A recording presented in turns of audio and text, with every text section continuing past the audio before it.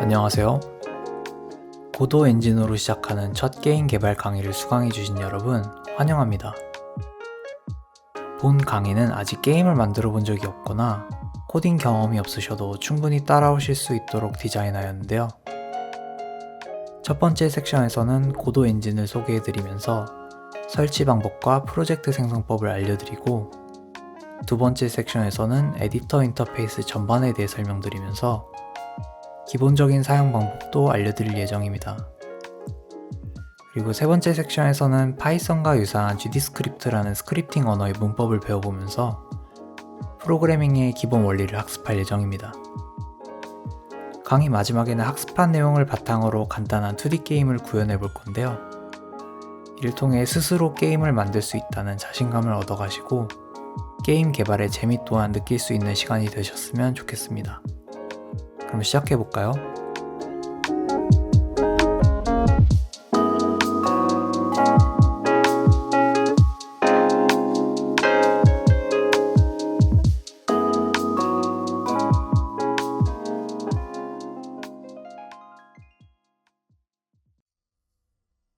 이번 시간에는 고도에 대해 간략히 소개해드리는 시간을 갖겠습니다. 아마도 게임 엔진에 대해서 한 번쯤 들어보셨을 건데요. 유니티, 언리얼처럼 인기 있는 게임 엔진 말고도 정말 많은 게임 엔진들이 세상에 존재합니다. 이렇게 다양한 게임 엔진들이 존재하지만 고도를 써야 되는 이유가 있을까요? 이 질문에 답하기 위해서는 게임 엔진이 무엇인지부터 이해해야 되는데요. 게임 엔진이란 기본적으로 게임 개발 과정을 단순화시키고 생산성을 향상시키는 도구를 뜻합니다. 그래픽, 물리, 사운드, 인공지능, 네트워킹, 그리고 멀티플랫폼 빌드 지원처럼 게임에서 자주 사용되는 중요한 요소들을 미리 제공해주면 저희는 효율적으로 이 기능들을 가져와 사용할 수 있는 것이죠. 다만 고도 엔진은 일반적인 상용 엔진과는 다르게 독특한 특징이 있습니다. 첫 번째로는 완전 무료이고 오픈소스라는 점인데요. 고도 엔진은 MIT 라이센스를 채택을 하고 있습니다. MIT 라이센스는 상업적 용도로도 자유롭게 사용 가능하고 수정, 복제, 재배포까지 할 수 있는 개방형 라이센스입니다. 그렇다면 고도 엔진을 개발하는 기관은 어떻게 수익을 내는지 궁금해하실 수 있습니다. 기본적으로 고도는 비영리 기관으로서 커뮤니티와 개발자들이 엔진 개발에 같이 참여하고 기부를 받는 형태로 운영하고 있습니다. 이와 비슷한 기관으로서 리눅스, 블렌더 3D, 김프와 같은 단체들이 있습니다. 그리고 두 번째로 가볍고 빠르다는 특징이 있습니다. 고도를 처음 설치해 보시면 약 100메가 정도 용량으로 설치가 되는 거 확인하실 수 있는데요. 심지어 설치하지 않고도 외부로 접속해서 에디터 실행하고 학습도 가능합니다. 여기는 링크로 접속하시면 실행해 보실 수 있고요. 세 번째 특징으로 에디터가 고도 엔진으로 만든 게임 자체라는 겁니다. 조금 생소하게 느끼실 수 있는데 3D 프린터로 만든 3D 프린터라고 생각해 보시면 어떨까요? 제기적이라고 말하기도 하죠. 그래서 고도 게임을 만드는 방식으로 에디터를 확장하고 코드랑 씬을 실시간으로 리로드 할 수도 있습니다. 네 번째 특징으로는 2D랑 3D 렌더링 엔진이 분리되어 있다는 점인데요. 유니티 엔진 같은 경우에도 2D 게임을 만들기 적합한 엔진이다 라고 알려져 있는데, 실제로는 3D 공간 내에 2D 오브젝트를 배치해서 2D 게임을 만들어야 되는 한계가 있습니다. 하지만 고도 엔진 같은 경우에는 렌더링 엔진이 분리되어 있기 때문에 최적화도 쉽고 2D 전용 게임을 만들기 쉽다는 장점이 있습니다. 다섯 번째는 이제 고도 엔진이 최근에 급격하게 인기가 상승했다는 점인데요. 스팀 DB를 보시면은 스팀에 출시된 게임들이 나열되어 있는데 이 중에 한 1900개 정도가 고도 엔진으로 만들어진 것을 확인하실 수 있습니다. 고도 사이트를 가보시면 그 밖에 고도로 만들어진 대표적인 게임들을 보실 수 있는데요. 한번 살펴보시면서 고도 개발을 시작해 보시면 좋겠습니다. 지금까지는 고도 엔진에 대해 간략히 설명드렸는데요. 이번엔 고도와 유니티와 언리얼 엔진을 보다 자세히 비교해보는 시간을 갖겠습니다. 첫 번째는 라이센스 비용을 비교해 볼 건데요. 강의를 찍고 있는 현 시점에서 라이센스 비용 같은 경우 고도는 완전히 무료이고 유니티는 무료 라이센스가 존재하지만 여러가지 기능이 제약되어 있습니다. 100만 달러면 하나로 약 13억 원 정도 되는데요. 이 이상의 매출을 올리거나 자본금이 있다면 2.5%의 로열티를 지불하고 인당 월 구독료도 추가로 내야 됩니다. 작년에 유니티에서 불합리한 방식으로 라이센스 정책을 변경하는 사건이 있어서 개발자들의 반발이 있었는데요. 덕분에 고도 엔진이 주목을 받게 되기도 했죠. 유니티 같은 경우 요금 체계가 복잡하기 때문에 자세한 내용은 유튜브 하단 더보기에 있는 링크를 참고해 주시고요. 언리얼의 경우 기본적으로는 무료로 모든 기능을 사용하실 수 있고 연매출 100만 달러 초과 시 초과분의 5%를 로열티로 지불하도록 되어 있습니다. 두 번째는 사용자 수를 비교해 볼 건데요. 사용자 수가 많다는 것은 커뮤니티가 잘 활성화되어 있다는 말이고 게임 개발을 하다 문제가 생겼을 때 문제를 찾아볼 수 있는 커뮤니티와 자료가 많다는 이야기입니다. 스팀 플랫폼을 봤을 때 여전히 유니티 사용자가 많지만 평점을 보았을 땐 고도로 만들어진 게임의 완성도가 나쁘지 않다는 것을 알 수 있습니다. 게임잼이라는 것을 들어보셨나요? 게임잼은 참가자들이 게임을 빠르고 재밌게 만드는 경진대회인데요. 게임잼에선 상황이 어떨까요? 아래는 글로벌 게임잼의 자료인데요. 해가 갈수록 고도 엔진의 사용자가 많아지고 있다는 것을 보여주고 있습니다. 아래는 마찬가지로 게임 메이커스 툴킷이라는 게임잼에서도 해가 갈수록 고도의 비중이 높아지고 있죠. 재밌는 점은 순위 100위권 안에 드는 게임을 보면 고도 엔진의 비중이 높다는 것을 알 수 있습니다. 이처럼 고도 엔진으로도 충분히 완성도 있는 게임을 만들 수 있다고 해석할 수 있습니다.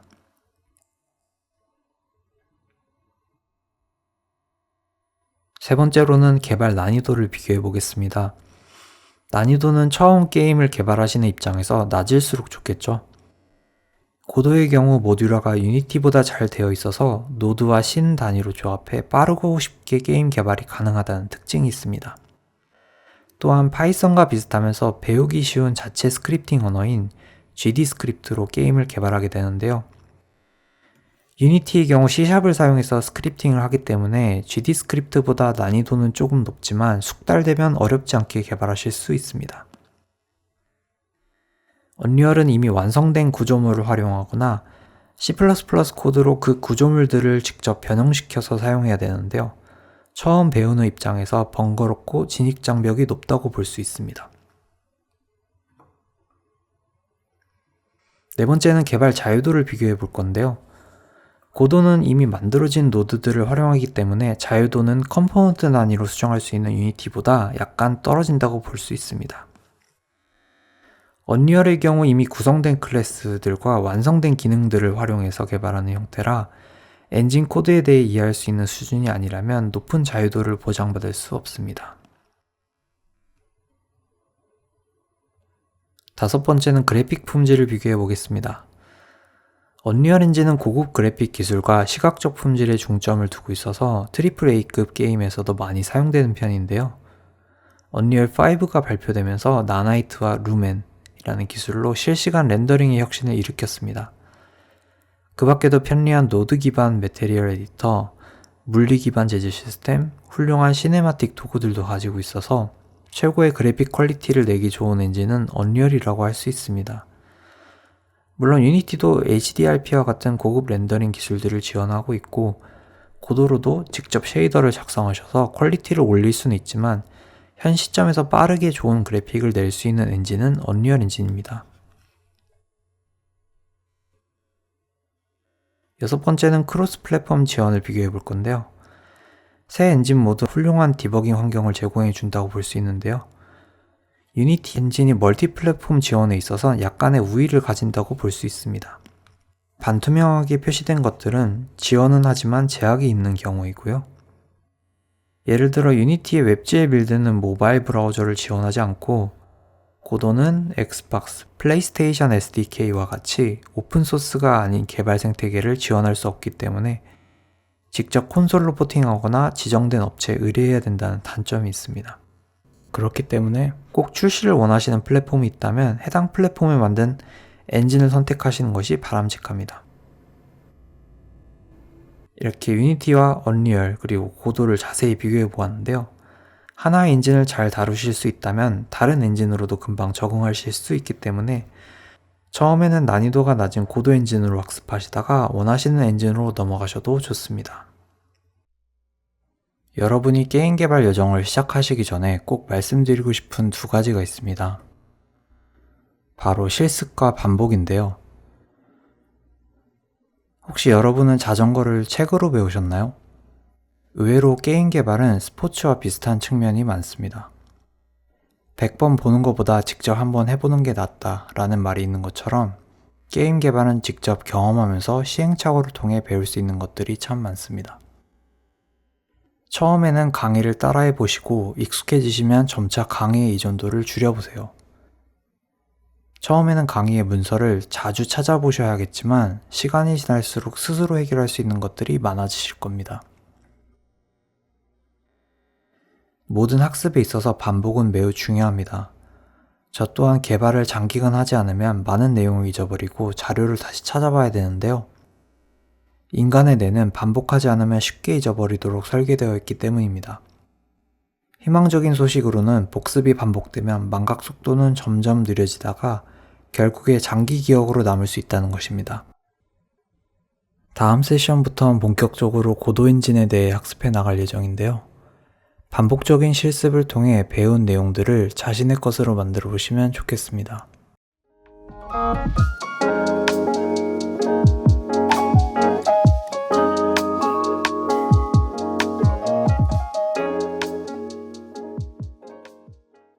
안녕하세요. 이번 섹션부터는 고도 사이트를 같이 살펴보고 엔진을 설치해 보겠습니다. 우선 웹브라우저를 열어주시고요. 구글 검색창에 godot라고 치겠습니다. 그럼 맨 위에 고도 엔진 홈페이지가 보이시죠? 이걸 눌러주겠습니다. 네, 홈페이지가 떴는데요. 홈페이지 상단에 메뉴가 있습니다. 맨 왼쪽에 있는 로고를 누르시면 메인 페이지를 보실 수가 있고요.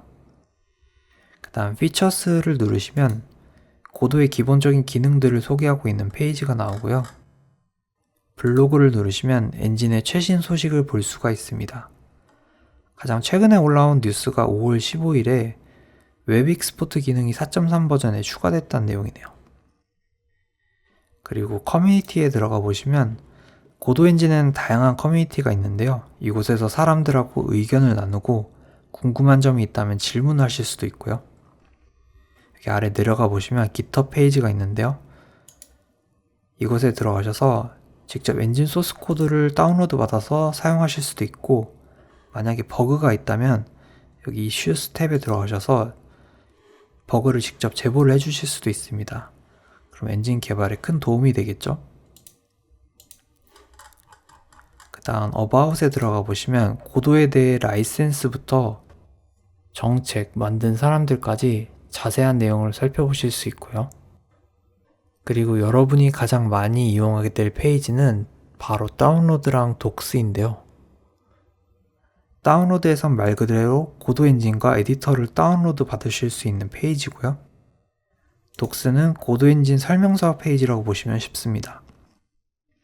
요즘 웹브라우저에서 번역 기능을 사용하셔도 좋긴 한데 전문 용어들에 대한 번역까지는 매끄럽지 않아서 왼쪽 아래 버전을 누르시고 문서 버전에서 언어에서 KO를 누르시면 이렇게 한국어로 번역된 문서도 보실 수 있으니까 참고해 주시고요.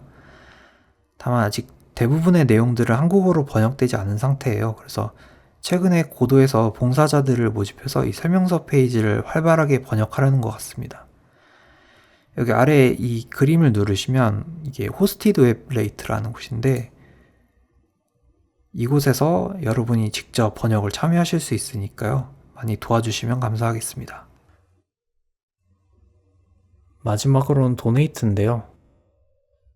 여러분이 고도 엔진으로 성공적으로 게임을 출시하셨고 돈도 많이 버셨다면 이곳에서 감사의 마음을 표현해 보시는 것도 좋겠죠? 이제 고도 엔진을 설치해 보겠습니다. 메뉴의 다운로드 버튼을 눌러 주시고요. 그럼 이렇게 두 가지 버전이 있는 걸 확인하실 수 있는데 이 위에는 GD 스크립트 버전이고요. 이 아래에 있는 고도 엔진 버전은 C# 서포트, C샵을 지원하는 .NET 버전입니다.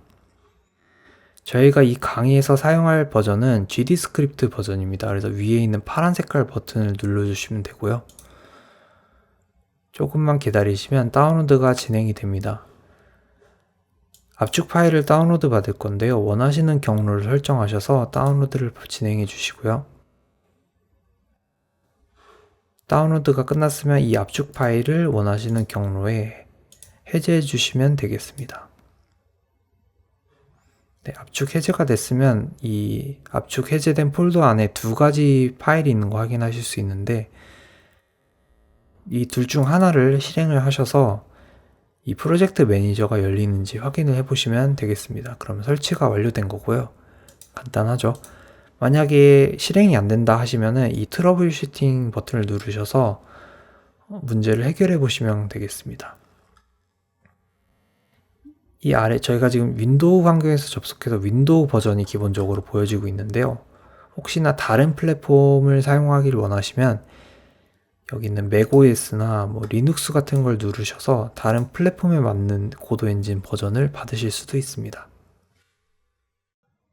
이제 고도 프로젝트를 하나 만들어 보겠습니다.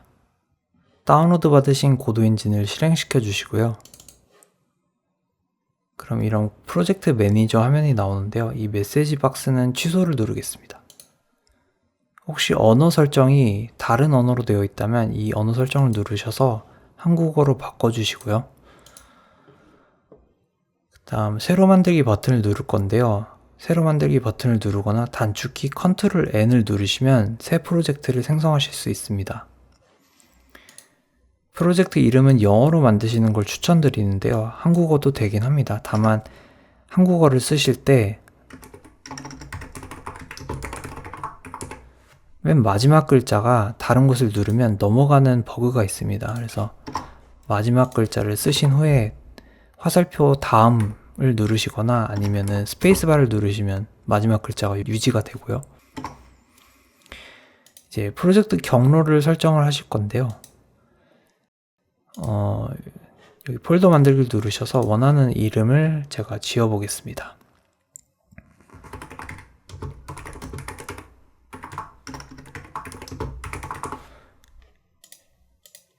이런 식으로 폴더를 만드실 수 있고 현재 폴더 선택을 누르면 이 폴더에 이제 프로젝트가 만들어지겠죠.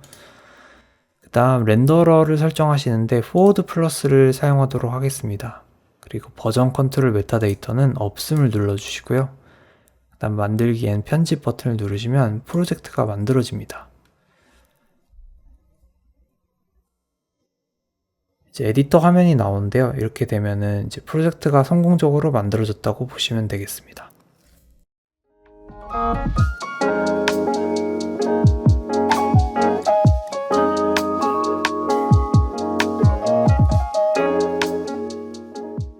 안녕하세요. 이번 섹션에서는 고도 에디터의 인터페이스를 살펴보는 시간을 가지겠습니다.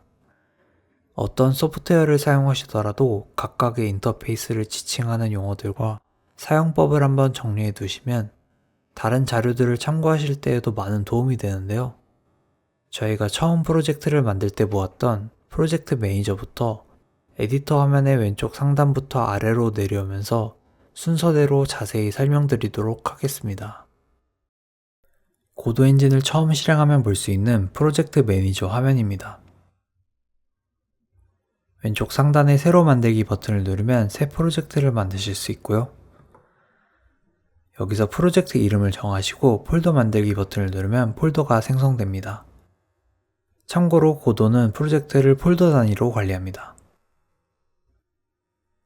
그 다음 프로젝트 경로를 설정하실 수 있고요. 아래에선 렌더링 방식을 설정하실 수 있습니다. 이 강의에선 기본적으로 포워드 플러스 렌더링 방식을 사용하도록 하겠습니다. 그 다음 버전 컨트롤 메타데이터를 만들지 여부를 설정하실 수 있는데요. GitHub 같은 버전 컨트롤 시스템에 프로젝트를 업로드 하신다면 기술을 설정하시면 편리하게 관리하실 수 있습니다. 프로젝트를 만들기 원하시면 만들기 앤 편집 버튼을 누르시면 되고요. 그러면 에디터 화면이 열리면서 프로젝트를 편집하실 수 있습니다. 그 다음 가져오기 버튼인데요. 프로젝트 매니저에 컴퓨터에 있는 모든 프로젝트가 항상 보이는 것은 아닙니다. 인터넷에서 다운로드 받거나 이전에 만들었지만 제거했던 프로젝트들을 가져오기 버튼을 눌러서 가져올 수 있습니다. 이렇게 탐색기 같은 창이 열리고요. 위쪽에 경로에 직접 경로를 입력하시거나 아니면은 왼쪽에는 버튼들을 이용해서 탐색하실 수 있습니다. 이 버튼이 어떤 기능을 하는지 알고 싶으시면 마우스 커서를 그 버튼에 오래 위치해 보세요. 아래쪽에 툴팁이 표시되면서 어떤 기능을 하는지 쉽게 알 수 있습니다. 이 버튼은 자주 사용하게 될 즐겨찾기 버튼인데요. 고도 프로젝트가 여기저기 흩어져 있을 때 폴더를 즐겨찾기에 두시면 찾기 쉽겠죠?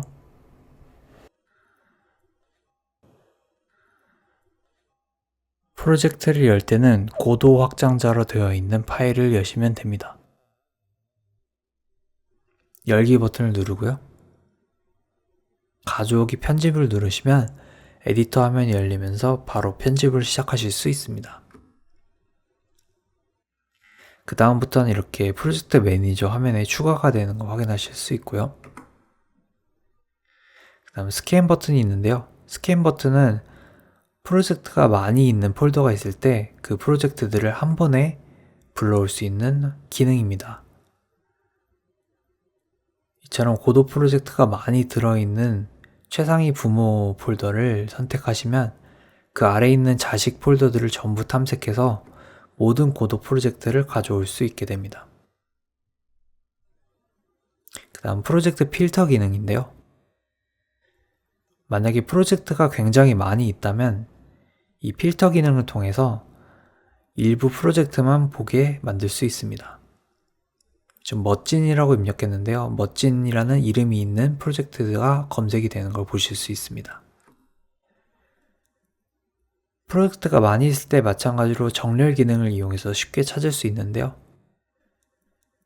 오른쪽에 있는 편집 버튼을 누르면 현재 선택된 프로젝트를 편집할 수 있도록 에디터 화면이 열리고요. 실행 버튼을 누르면 프로젝트가 게임 모드로 실행이 됩니다. 이름 바꾸기를 누르면 프로젝트 이름을 바꿀 수 있고요. 태그 설정을 누르면 프로젝트에 태그를 부여할 수 있습니다. 제거 버튼을 누르면 현재 프로젝트 매니저에 보여지는 프로젝트들을 제거할 수 있습니다. 태그 설정에 대해 조금 더 자세히 알아볼게요. 태그 설정을 누르면 이런 창이 표시되는데요. 아래 플러스 버튼을 누르면 임의로 태그를 부여할 수 있습니다. 여기서는 예시로 RPG라는 게임의 장르를 태그로 부여해 보았습니다. 이처럼 게임 엔진의 버전, 장르 등을 태그로 입력해두면 쉽게 프로젝트를 구분할 수 있도록 도와줄 수 있습니다. RPG라고 입력 후 확인을 눌러서 태그를 넣어 보겠습니다. 이렇게 멋진 프로젝트에 RPG라는 태그가 부여되었는데요. 이렇게 태그가 부여되면 태그로 쉽게 검색하여 프로젝트를 찾을 수도 있습니다. 아래 정보 버튼을 누르면 현재 사용 중인 엔진의 정보를 보여줍니다. 상단에 SN 라이브러리 프로젝트 탭이 있는데요. 이 탭을 누르면 현재 고도 엔진 사이트에 등록된 템플릿, 프로젝트, 데모 등을 검색해서 자신의 프로젝트에 사용할 수 있도록 다운로드 받을 수 있습니다. 프로젝트 매니저를 알아보았는데요. 실습도 꼭 진행해주세요. 본격적으로 에디터 인터페이스를 살펴보기 전에 노드와 씬에 대해 먼저 설명드리겠습니다. 약간은 추상적인 개념이지만 고도 엔진으로 게임을 만들다 보면 익숙한 개념으로 다가오실 건데요. 노드는 특정 기능을 가지고 있는 레고 블럭이라고 이해하시면 쉽습니다. 예를 들어 스프라이트 노드는 이미지를 표시하고 리짓 바디 노드는 물리적 상호작용을 처리하며 카메라 노드는 화면에 보이는 장면을 정의하는데요. 이러한 다양한 노드들을 조합하면 게임 오브젝트나 환경을 구성할 수 있습니다. 노드들의 조합은 부모-자식 관계를 표현할 수 있는 트리 구조로 관리됩니다. 씬은 노드들의 조합으로 하나의 장면을 만든 것입니다. 씬은 게임 내에서 특정 상황이나 환경을 나타내며 하나의 레벨, 캐릭터, UI 등 독립적인 요소가 될 수 있습니다. 씬은 tscn 파일로 저장되며 다른 씬의 자식으로 포함될 수도 있어서 재사용성이 높은데요. 복잡한 장면을 모듈화해 효율적으로 관리할 수도 있습니다. 고도 엔진은 이렇게 노드와 씬 구조를 이용해서 유연하고 강력한 게임 구조를 만들 수 있습니다. 각 노드의 특성과 씬의 계층 구조를 이해하고 사용한다면 효율적인 게임 개발이 가능해집니다. 메뉴에 대해 살펴보겠습니다. 메뉴는 맨 위에 위치해 있는데요. 에디터의 주요 기능을 전부 담아놓은 곳입니다. 각각의 버튼을 누르면 버튼에 해당하는 드롭다운 메뉴가 나옵니다. 각 기능의 오른쪽에는 이 기능을 실행시키기 위한 단축키도 보여줍니다. 씬을 누르면 새로운 씬을 만들고 저장하고 열 때 사용하는 기능들을 보실 수 있고요. 씬을 다른 프로그램에서도 사용하실 수 있도록 파일로 내보내실 수 있고 방금 했던 작업을 취소하거나 씬을 닫고 고도 에디터도 종료할 수 있습니다. 프로젝트는 현재 프로젝트를 설정하는 메뉴입니다. 게임을 최종적으로 실행 파일로 빌드해서 출시할 때 사용하는 기능들이 들어있고 에디터가 멈추거나 오작동할 때가 있는데 그때는 현재 프로젝트 새로 고침을 누르시면 대부분 문제가 해결되니 참고해 주시고요. 종료 후 프로젝트 목록으로 이동을 누르시면 엔진을 처음 실행시킬 때 볼 수 있었던 프로젝트 매니저를 다시 볼 수 있습니다. 디버그는 디버깅을 할 때 필요한 옵션들을 켜고 끌 수 있고요. 에디터는 에디터에서 사용하는 기능들을 모아둔 메뉴인데요. 커맨드 팔레트는 에디터에서 사용할 수 있는 명령들과 그 단축키들을 확인할 수 있는 기능이고 에디터 레이아웃은 현재 에디터 UI 상태를 저장하고 불러올 수 있는 기능입니다. 작업을 하시다 보면 UI를 잘못 건드려서 레이아웃이 엉망이 되기도 하는데요. 예를 들어 가져오기를 파일 시스템 옆으로 놓아볼게요. 이럴 때 에디터에서 에디터 레이아웃 기본값을 누르시면 초기 상태로 복원이 됩니다. 스크린샷도 찍으실 수 있고 에디터를 전체 화면으로 확장하실 수도 있고요. 도움말에서는 각 노드의 기능들, GD 스크립트 문법 등을 검색하실 수 있고 도움을 받기 위한 외부 사이트 링크들도 들어 있습니다. 프로젝트 설정과 에디터 설정은 강의 후반부에 더 자세히 살펴보겠습니다. 다음은 씬 탭에 대해 살펴보겠습니다. 씬 탭은 현재 장면에 존재하고 있는 모든 노드들을 부모-자식 관계로 보여줍니다. 플러스를 누르면 자식 노드를 추가할 수 있고 체인 버튼을 누르면 기존에 만들어둔 씬 파일을 현재 씬의 자식 노드로도 등록하여 활용할 수 있습니다. 노드가 많아지면 필터 기능으로 검색해서 볼 수 있고요. 고도는 2D 장면이면 노드 2D, 3D 장면이면 노드 3D와 같이 씬의 특성을 나타내는 최상위 부모 노드를 반드시 하나 이상 만들도록 되어 있습니다. 노드가 하나도 없으면 그 씬은 아무런 의미를 가지지 않기 때문에 tscn 파일로 저장도 하실 수 없습니다. 다음은 가져오기 탭을 알아보겠습니다. 가져오기 탭에서는 이미지나 사운드 파일처럼 외부에서 파일을 가져와 사용할 때 어떤 형태로 가져올지를 설정할 수 있습니다. 고도 엔진은 같은 이미지 파일이라도 내부에서 사용하는 형태가 큐브맵일 수도 있고 2D 텍스처로도 사용할 수 있기 때문에 이러한 설정이 필요한데요. 우선 설정을 위해서 파일 시스템에서 원하시는 파일을 선택하신 후에 이 파일을 어떤 형식으로 가져올지 정하고 아래 자세한 설정들도 추가로 하실 수 있습니다. 다음은 파일 시스템 탭에 대해 알아보겠습니다. 파일 시스템 탭은 이미지나 사운드 파일과 같은 외부 자료들과 직접 만든 스크립트나 tscn 씬 파일들을 정리해 두어 쉽게 가져다 쓸 수 있도록 만든 공간입니다. 뷰포트는 그림을 그리는 도화지고, 씬 탭은 지금까지 어떤 그림을 그렸는지에 대한 목록, 파일 시스템은 팔레트에서 가져다 쓸 수 있는 물감들이 들어있다고 보시면 되겠습니다. 다른 엔진을 사용해 보셨다면 언리얼의 컨텐츠 브라우저, 유니티에선 에셋을 모아둔 프로젝트 패널과 같은 기능을 한다고 보시면 되겠습니다. 분할 모드 변경을 누르시면 한 번에 폴더 계층 구조와 폴더에 들어있는 파일들을 편하게 보실 수 있고, 우클릭하셔서 새로운 폴더나 씬 파일도 직접 만드실 수 있습니다. 다음은 작업 공간 전환 버튼에 대해 살펴보겠습니다. 작업 공간 전환 버튼은 현재 씬을 2D 공간 또는 3D 공간으로 다룰지, 또는 스크립트를 편집할지에 따라 원하시는 작업 화면으로 전환할 수 있는 버튼입니다. 다음은 씬 탭 바에 대해 살펴보겠습니다. 현재 열려있는 씬들을 보여주는 탭 바입니다. 아마 크롬과 같은 웹브라우저를 사용해 보셨다면 탭에 익숙하실 건데요.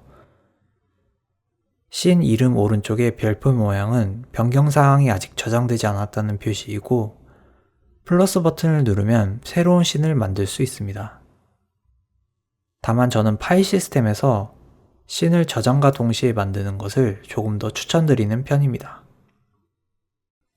다음은 뷰포트 툴바에 대해 살펴보겠습니다. 뷰포트 툴바는 2D와 3D 작업 공간에서 작업할 때 뷰포트 위에 표시되는 툴바인데요. 왼쪽부터 일반 선택 모드, 이동, 회전, 크기 조정, 화면에 여러 개의 노드가 겹쳐 있을 때 리스트를 보여주는 기능, 노드의 중심점을 수정할 수 있는 버튼, 화면을 이동시킬 수 있는 펜 버튼, 길이를 측정할 수 있는 자 버튼이 있고요. 오브젝트를 이동할 때 다른 오브젝트의 모서리에 자동으로 달라붙게 할 수 있는 스마트 스냅 버튼,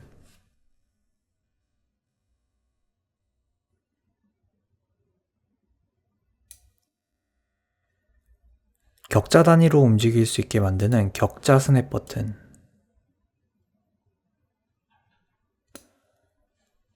그 밖에 다양한 스냅 옵션들을 설정할 수 있는 버튼이 있습니다.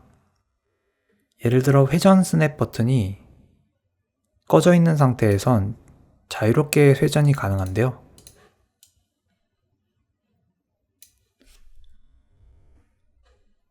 이 기능을 켜게 되면 5도 단위로 회전이 되는 것을 확인하실 수 있습니다. 그 다음 노드를 실수로 이동하지 못하게 잠그는 잠금 기능, 여러 노드를 하나의 그룹으로 만드는 그룹 기능,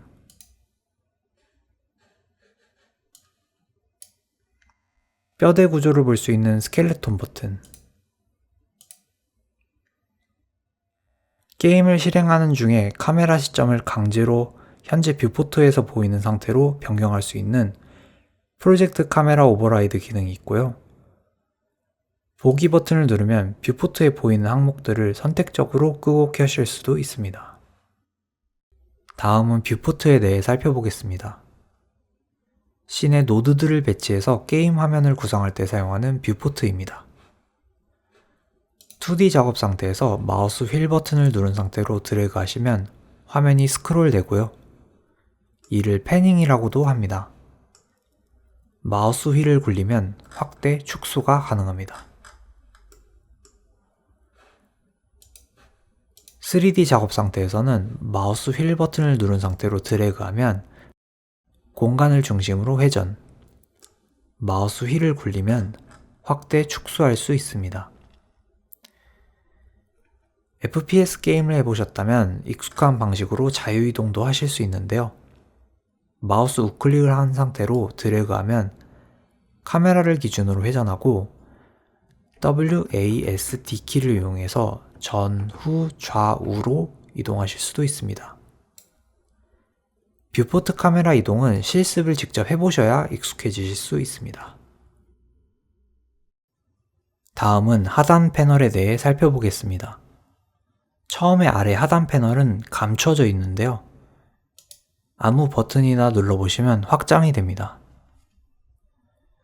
출력은 에디터에서 작업한 기록들과 게임을 실행할 때 발생하는 에러와 같이 유용한 정보들이 표시되고요. 디버거에서는 에러 정보를 자세히 살펴볼 수 있고, 검색 결과는 스크립트 편집 화면에서 검색, 파일에서 찾기와 같은 기능을 이용할 때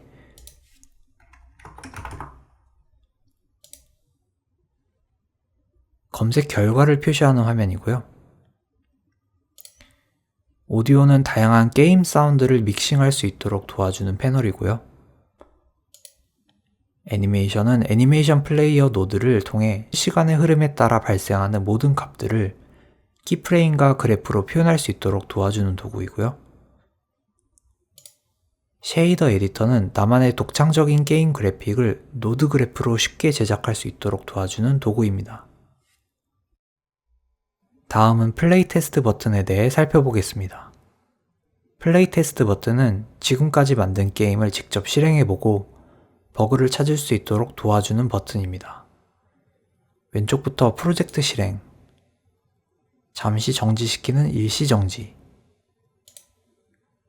프로젝트를 강제 종료하는 정지 버튼이 있고, 안드로이드나 iOS와 같은 디바이스를 연결해 원격으로 디버깅할 수 있게 도와주는 원격 디버그 버튼, 현재 씬에서 게임을 시작하도록 만드는 현재 씬 실행 버튼, 특정 씬을 골라서 그 씬에서 시작할 수 있도록 만드는 특정 씬 실행 버튼,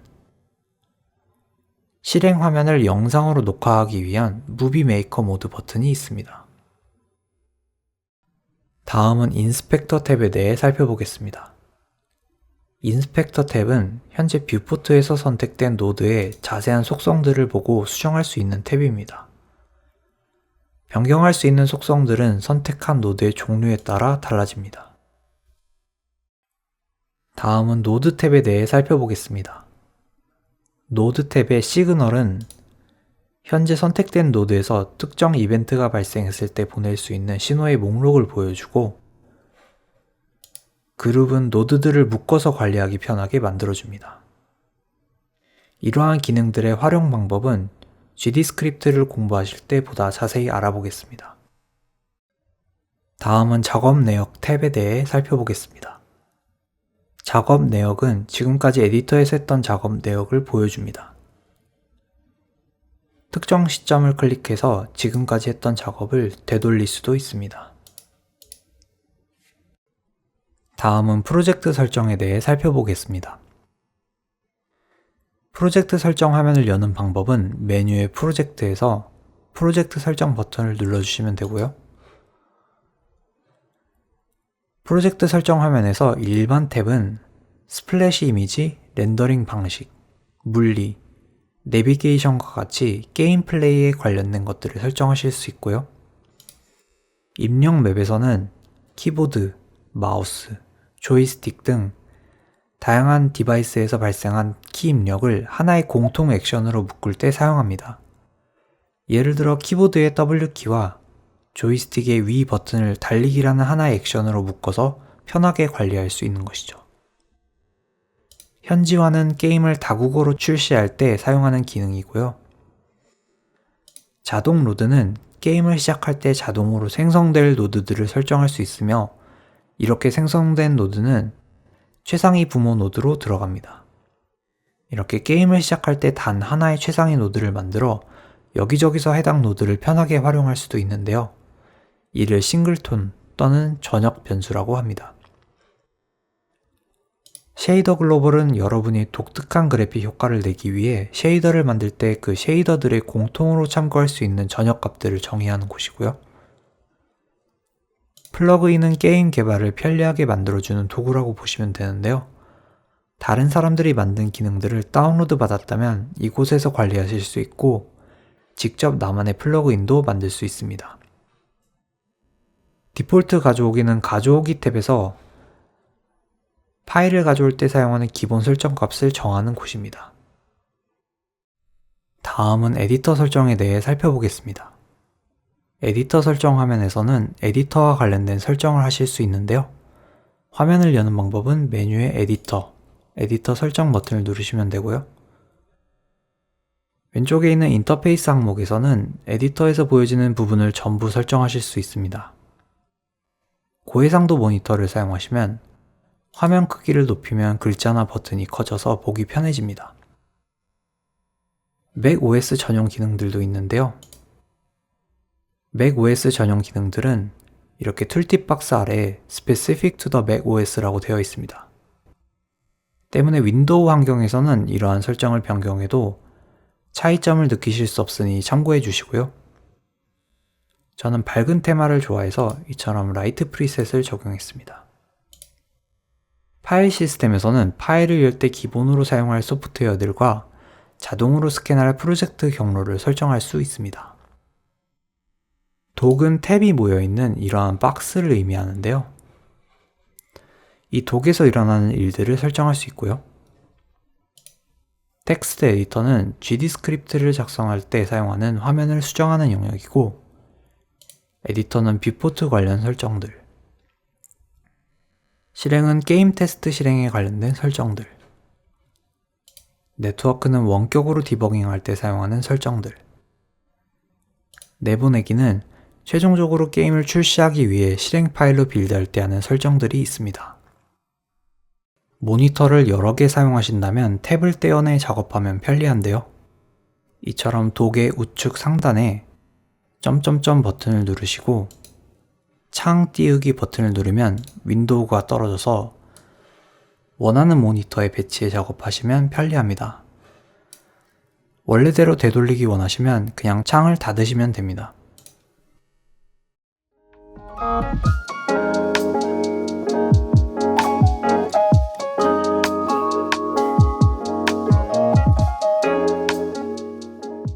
안녕하세요.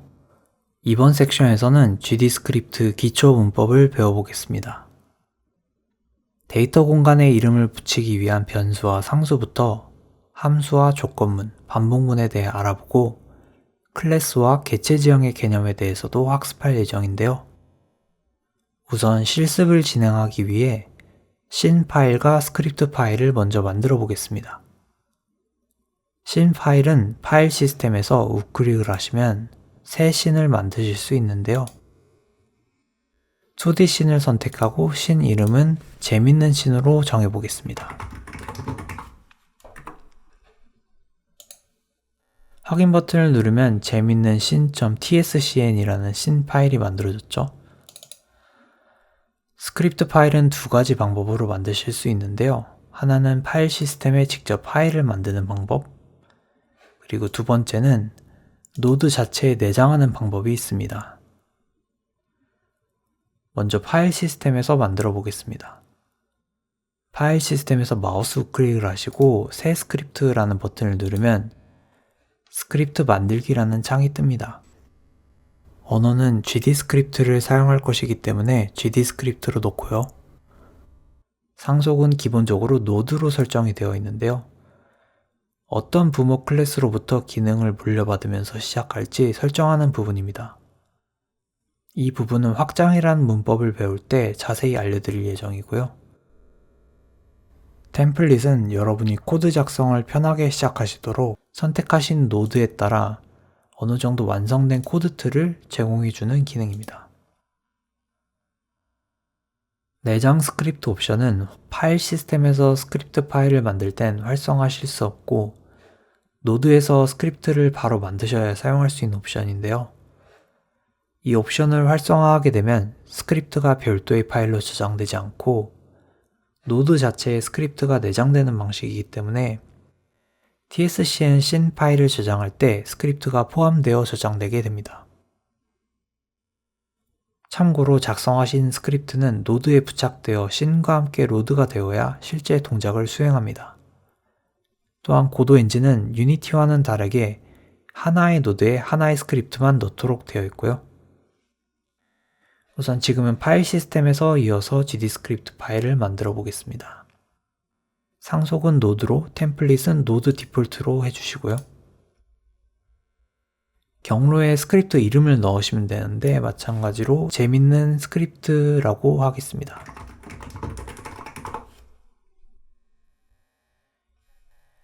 만들기 버튼을 누르면 재밌는 스크립트.gd라는 파일이 만들어졌죠? 이걸 더블 클릭해 보겠습니다. 이렇게 스크립트 파일이 열리면 GD스크립트 공부를 시작하실 준비가 되셨습니다. 이번에는 프로그래밍 언어를 배울 때 관문처럼 여겨지는 헬로 월드를 출력해 보겠습니다. 저희가 스크립트 파일을 만들었을 때 템플릿 옵션을 켜놨기 때문에 이처럼 기본적인 코드가 제공되는데요. 확장, 주석, 함수, 통과와 같은 기능들은 차근차근 배워 나갈 것이기 때문에 당장 코드가 눈에 들어오지 않으시더라도 괜찮습니다. func는 펑션의 약자이고 한글로는 함수라고 부릅니다. 여기 ready라는 함수가 있는데요. 이 함수에 들어있는 내용은 게임이 시작될 때 한 번만 실행됩니다. 밑에 pass가 있는데요. 이걸 지우고 대신 print 괄호 열고 hello world라고 적어 보겠습니다.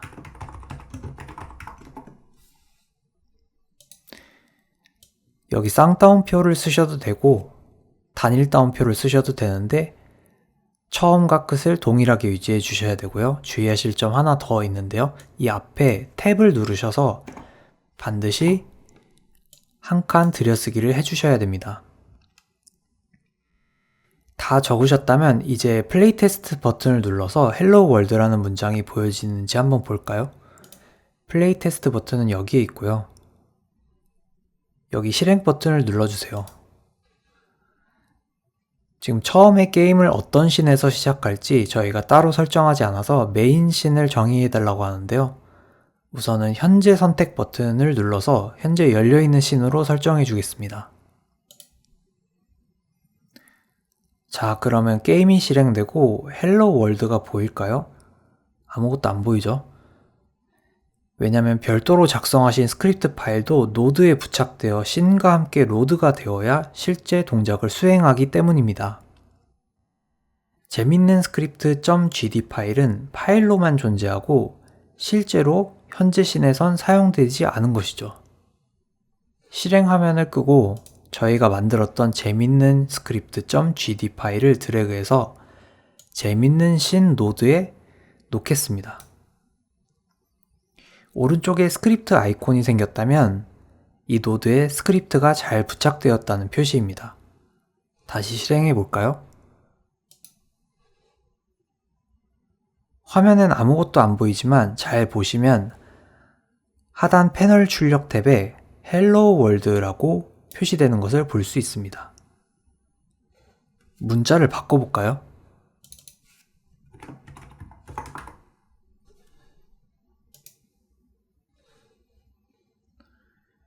바뀐 문장이 잘 표시되죠? 이처럼 print라는 함수는 게임 실행 중에 특정 값을 확인해 볼 때 매우 유용하게 사용 가능하니 참고해 주세요. 코드를 보시다 보면 샵 어쩌고저쩌고라는 문장이 보이는데요. 눈썰미가 좋으시다면 코드에 대해 설명을 적어둔 것임을 알아차리셨을 겁니다. 이렇게 문장 앞에 샵을 붙이면 그 문장은 주석이 되는데요.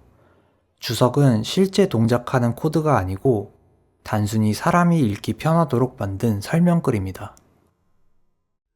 GD스크립트의 extend는 다른 프로그래밍 언어에선 상속이라고 불리는 문법이기도 합니다.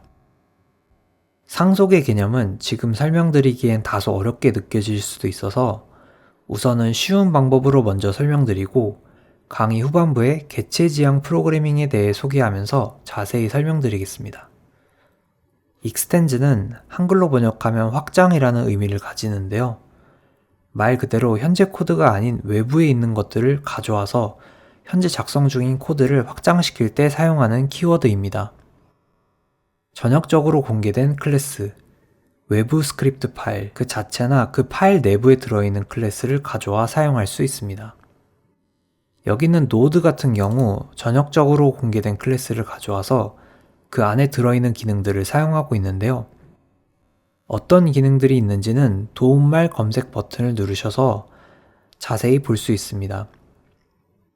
이 버튼을 누르고 저희가 찾으려는 노드 클래스를 검색해 보시면 노드 클래스에 대한 문서를 보실 수 있는데요. 여기서 ready라는 함수를 검색해 볼까요? 검색에서 찾기를 누르셔도 되고 단축키 Ctrl F를 누르셔도 도움말을 검색하실 수 있습니다. 저희가 사용했던 ready 함수를 검색해 볼게요. 네, 여기 처음 검색되는 ready 함수를 눌러 보겠습니다. 그럼 이렇게 설명이 나오는데요. 이처럼 노드라는 클래스에 이미 ready라는 함수가 정의되어 있다는 설명을 보실 수 있고, 앞에 언더바가 붙은 함수들은 코드에서 내부적으로 미리 제공되고 있는 함수들이란 것도 아실 수 있습니다. 저희가 작성했던 코드도 ready라는 함수 위에 hello world를 출력하는 기능을 새롭게 정의한 것입니다. 이를 함수 오버라이딩이라고 합니다. 이처럼 코드에서는 대부분의 경우 이미 제공되는 클래스의 함수를 오버라이딩하는 형태로 저희가 원하는 기능을 만드실 수 있습니다. 변수는 데이터를 담을 수 있는 상자로 이해하시면 쉽습니다. 해당 상자에 이름표를 붙여놓고 사용하는데요.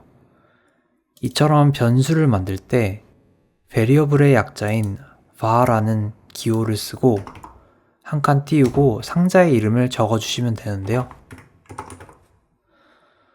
추가적으로 원하신다면 등호 기호를 적고 그 상자에 담을 데이터도 함께 적어주시면 상자를 만든과 동시에 데이터도 같이 담기게 됩니다.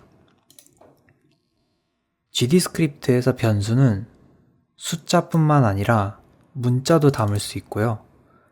참과 거짓을 표현하는 불리형 값들도 담을 수 있습니다. 상수는 변수와 동일한 기능을 하지만 읽기만 가능하고 데이터를 수정할 수는 없다는 차이점이 있습니다.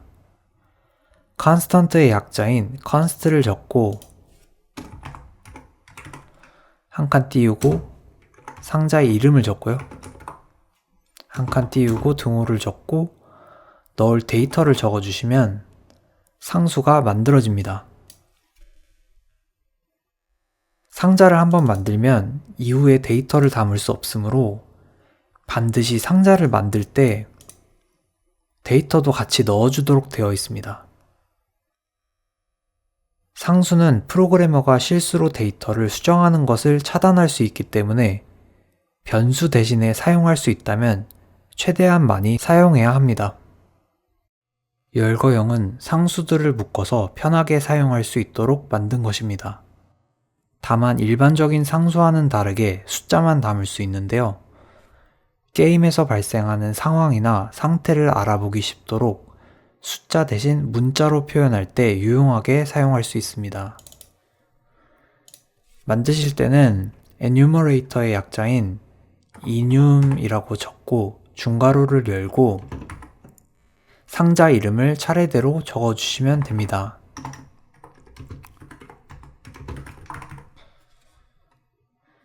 소문자로 적으셔도 문법적으로는 문제가 되지 않는데요. 관행적으로 열거형의 이름들은 알아보기 쉽게 대문자로 적습니다. 초기 값을 아무것도 적지 않으시면 자동으로 왼쪽부터 0, 1, 2, 3, 4, 5 차례대로 숫자 데이터가 들어갑니다. 지금 얼라이언스 같은 경우는 출력을 해보니까 0이 나오죠. 만약에 앞에 상자에 초기 값을 적으셨다면 그 다음부터는 다음 숫자가 차례대로 들어가는 것을 보실 수 있습니다. 아이들이 12가 들어갔으니까 런은 13이 들어갔겠죠. 추가적으로 열거형 자체에도 이름을 붙여줄 수 있습니다. 이를 named enum이라고 하는데요. named enum을 만들고 싶으시면 enum과 중괄호 사이에 열거형의 이름을 적어주시면 됩니다. 열거형을 사용하실 때는 상수와 마찬가지로 이름을 적으면 사용하실 수 있고, 이름 있는 열거형을 사용하실 땐 열거형의 이름, 점, 상자 이름을 적으시면 데이터에 접근하실 수 있습니다. 배열은 데이터를 여러 개 담을 수 있는 긴 상자라고 생각하시면 쉽습니다. 배열은 대괄호로 표현되고 여러 개의 값을 넣을 땐 콤마로 구분해 넣습니다. 변수와 상수를 만들 때처럼 이름 있는 배열을 만들어 사용하실 수 있습니다. 함수는 다양한 기능들을 묶어서 편하게 사용할 수 있도록 만든 것입니다. 함수를 만들 때는 펑션의 약자인 func를 쓰고 함수의 이름을 적고요. 소괄호를 열고 이 함수를 부를 때 입력 데이터를 받아 넣을 변수 이름도 적습니다.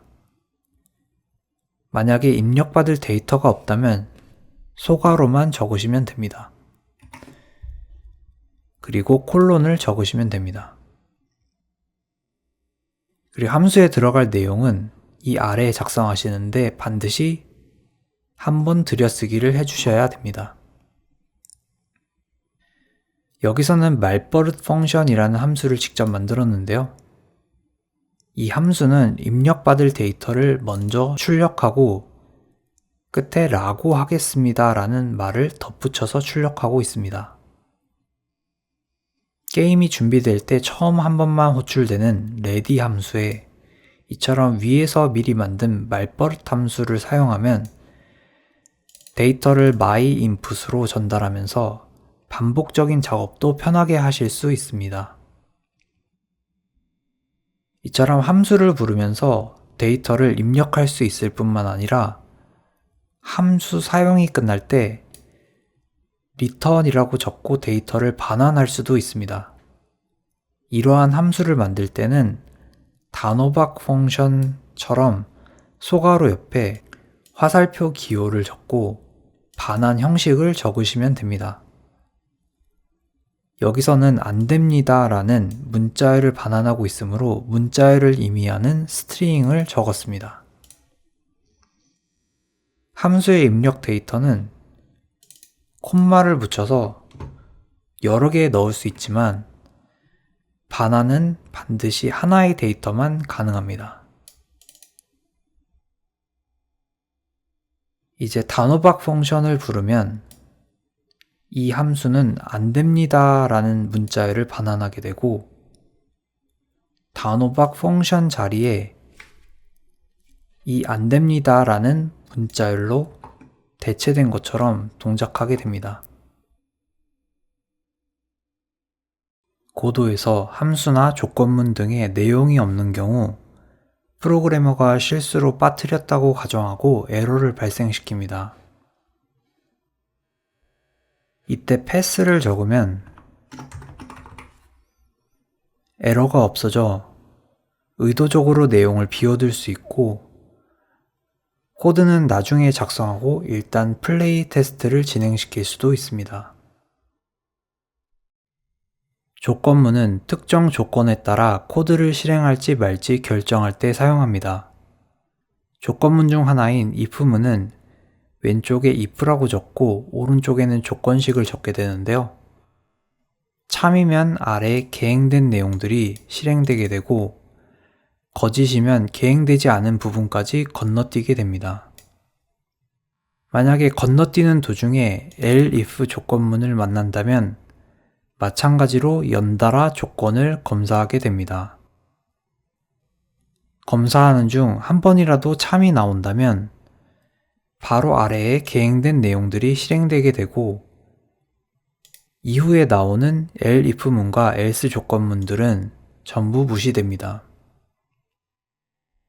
elif문은 if와 else문 사이에 연달아 넣으실 수 있고 만약에 elif 조건문이 전부 거짓이었다면 마지막에 있는 else문만 실행되게 됩니다. elif문이나 else문은 필수가 아니기 때문에 필요한 경우에만 넣으시면 됩니다. 다음 매치 조건문은 오른쪽에 오는 데이터와 전부 비교해서 동일한 데이터가 있으면 아래 계행된 내용이 실행되게 됩니다. 조건이 많아서 if문으로 표현하기에 코드가 길어지는 경우 사용하시면 좋습니다. 언더바의 경우 위 조건들을 전부 만족하지 못했을 경우에 실행되는 내용을 적어주시면 됩니다. 반복문은 조건을 만족하면 코드를 계속해서 반복 수행해야 할 때 사용합니다. 반복문 중 하나인 for문은 오른쪽에 있는 데이터에서 요소를 하나씩 꺼내서 왼쪽에 있는 변수에 넣어가며 탐색을 할 수 있는데요. 숫자 범위를 지정해 탐색할 수 있고 배열의 모든 요소를 하나씩 꺼내가면서 반복할 수도 있습니다. 또한 문자열에서 문자를 하나씩 꺼내가면서 반복할 수도 있습니다. 레인지 사용 시 마지막 숫자는 포함되지 않는다는 점을 주의해 주시고요. while문은 요소를 꺼내지 않고 오른쪽에 있는 조건식을 만족하면 계속해서 반복을 하게 됩니다. 반복문 중간에 브레이크를 만나게 되면 반복문을 탈출하고 continue 문을 만나게 되면 아래 내용을 무시하고 다음 반복으로 건너뛰게 됩니다. 위 코드를 보면 문자 하나씩 꺼내기 변수에 h가 담겼을 때 h를 출력하는 행위만 무시하게 되고 계속해서 반복을 수행하게 되어 ELLO는 출력이 되지만 h만 출력이 안 되는 것을 보실 수 있습니다. 아래 코드에서는 남은 기름이 3보다 작거나 같을 때 아예 반복문을 탈출하게 되어서 총 이동 거리가 출력이 되는 것을 보실 수 있습니다. 클래스를 정의해 보겠습니다. 나만의 클래스를 만들기 위해선 클래스 언더바 네임이라고 적고 클래스 이름을 적어주시면 됩니다. 클래스는 크게 변수들의 모임인 속성 영역과 함수들의 모임인 행동 영역으로 구분할 수 있습니다. 이렇게 클래스를 만들어 두면 크게 두 가지 방법으로 활용할 수 있는데요. 첫 번째는 상속, 두 번째는 인스턴싱이라고도 불리는 개체 생성입니다. 첫 번째 상속부터 살펴보겠습니다. 스크립트를 추가하기 위해 자식 노드를 먼저 추가해 보겠습니다. 재밌는 씬을 우클릭하시고 자식 노드 추가를 누르겠습니다. 노드 2D를 선택해 주시고 만들기를 눌러 주겠습니다. 그리고 스크립트도 추가해 볼게요. 노드 2D에 오른쪽 클릭을 하시고 스크립트 붙이기를 눌러 주겠습니다. 스크립트를 생성할 건데요. 경로에 스크립트 이름은 트럭으로 하겠습니다. 만들기 버튼을 눌러주시고요.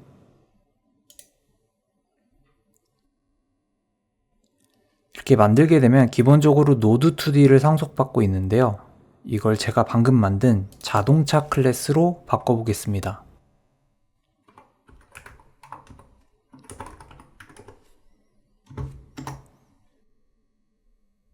이 재밌는 씬에 있던 스크립트의 자동차 클래스를 현재 노드2D에 있는 스크립트에서 상속받고 있습니다.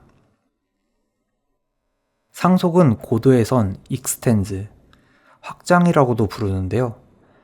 부모 클래스의 속성과 기능을 그대로 가져와서 현재 작성 중인 자식 스크립트에서 그 기능을 활용해 확장하기 때문입니다. 이제 게임이 준비될 때 한 번 호출되는 ready 함수의 자동차 클래스에서 정의했던 속성들을 직접 사용해 보겠습니다. 패스를 지워주시고요.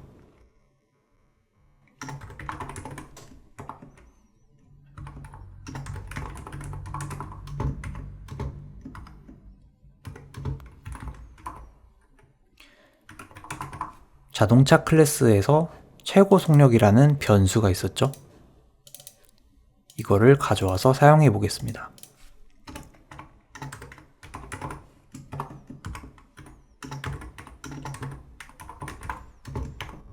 색상이라는 변수도 있었는데요. 색상도 출력해 보겠습니다.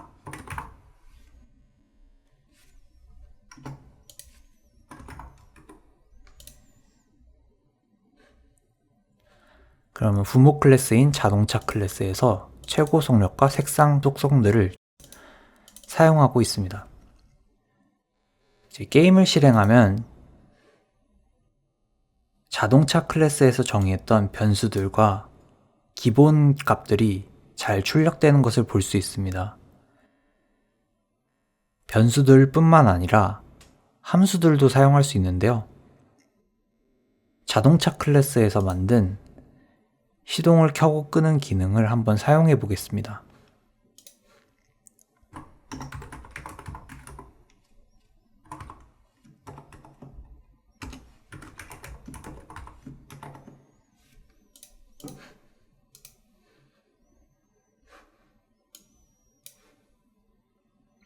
마찬가지로 잘 작동하는 것을 보실 수 있습니다.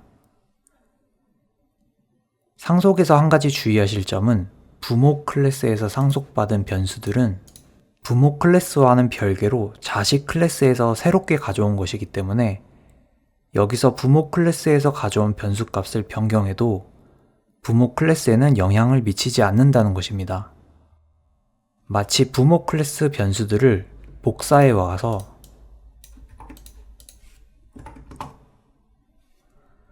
새롭게 사용하는 것처럼 생각하시면 편합니다. 추가적으로 부모 클래스에서 만든 함수들도 기능을 재정의하여 덮어쓰기 할 수 있습니다. 이를 함수 오버라이딩이라고 하는데요. 예를 들어 자동차 클래스의 시동 켜기 기능을 재정의해 보겠습니다.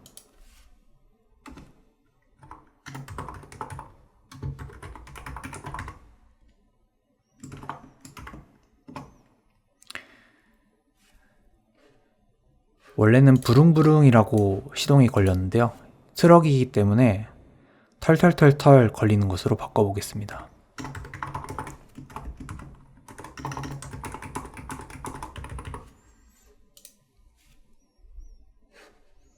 다시 실행해 볼게요. 그럼 부모 클래스의 함수는 무시되고 자식 클래스에서 재정의한 함수가 실행되는 것을 볼 수 있습니다. 두 번째 활용 방법으로는 저희가 만든 자동차 클래스로 직접 객체를 만드는 것입니다.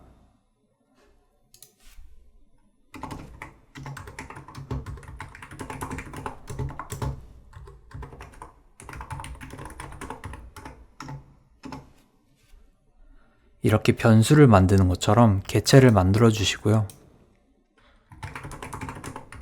사용할 때는 객체 이름, 함수 이름,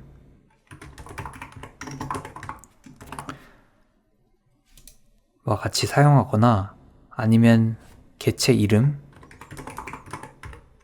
변수 이름을 직접 입력해서 사용하실 수 있습니다.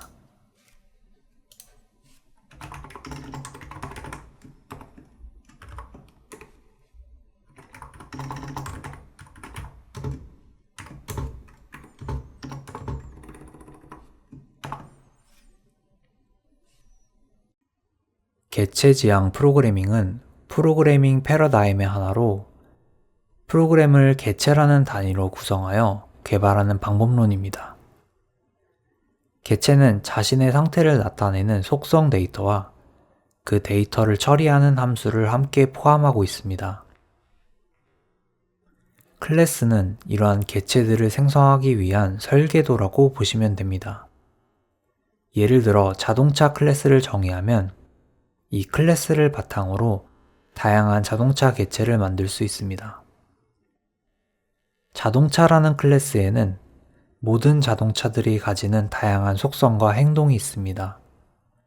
예를 들어 색상, 모델, 속도와 같은 요소들은 자동차의 속성이 되고 시동 켜기, 가속하기, 멈추기, 방향 전환하기 같은 것들은 자동차의 기능이자 행동이 될 것입니다. 개체는 클래스라는 설계도를 바탕으로 실제로 인스턴싱, 즉 메모리에 데이터를 올려 실체화한 것입니다. 개체는 우리가 현실에서 실제로 접하는 사물이라고 생각하시면 됩니다.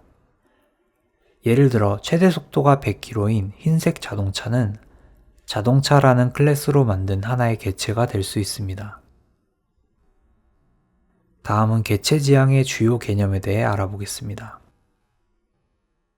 캡슐화는 개체의 데이터를 보호하기 위해 개체 외부에서 직접 접근하지 못하도록 막는 것입니다.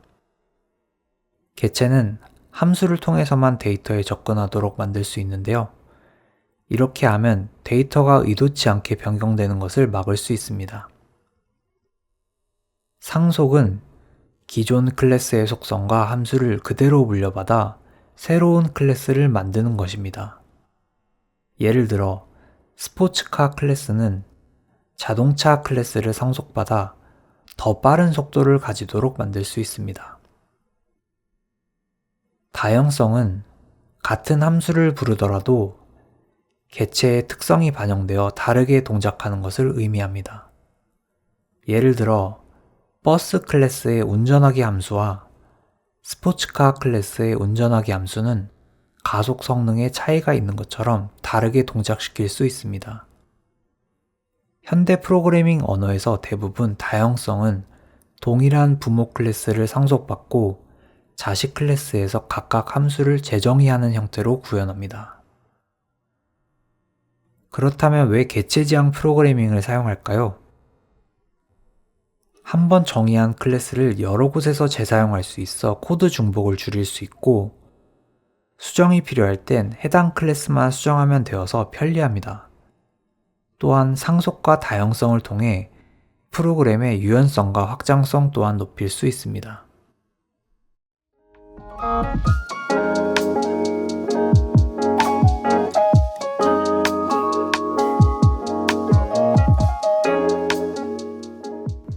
안녕하세요.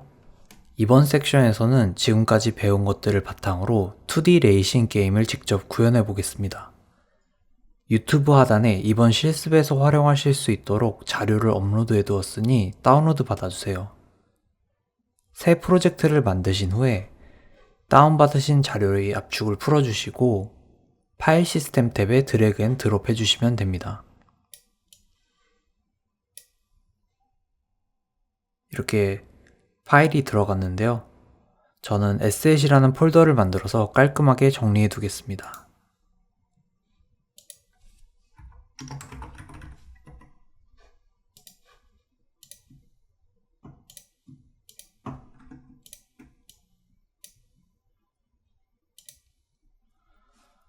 이제 실습을 진행해 보도록 하겠습니다. 먼저 게임을 실행할 때 처음 보여질 게임 씬을 하나 만들겠습니다.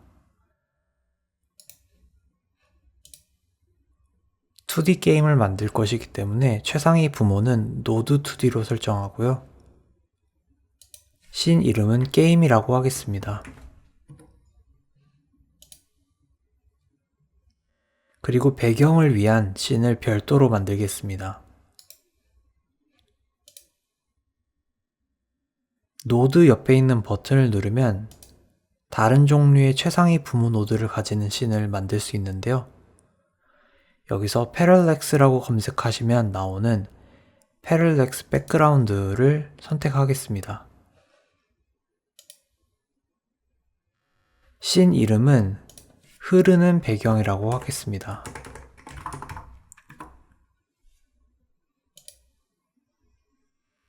씬들도 폴더를 만들어 정리해 두겠습니다.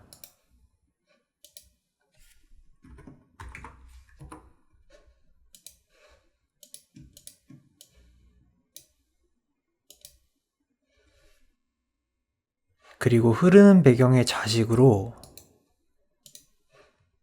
패럴렉스 레이어라는 노드를 추가하겠습니다.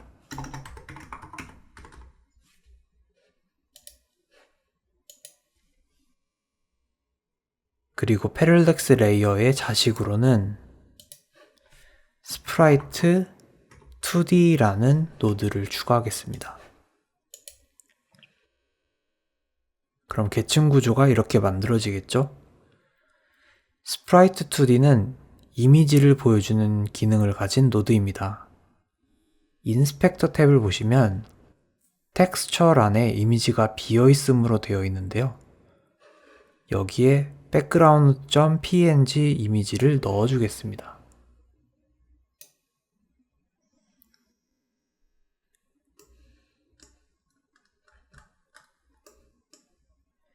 뷰포트에 희미하게 파란색 박스가 보이는데요.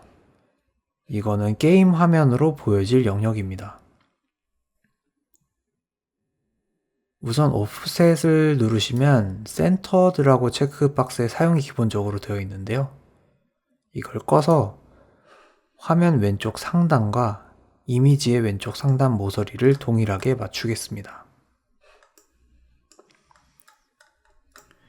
화면 크기에 비해서 이미지가 조금 작으니까요.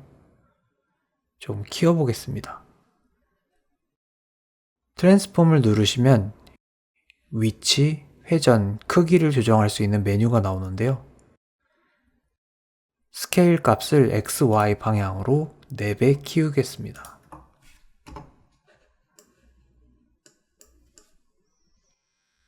그리고 저희가 만들 게임은 정사각형 레트로 스타일 게임이기 때문에 프로젝트 설정에서요. 창에 들어가셔서 뷰포트 너비와 높이를 1024로 맞춰주겠습니다.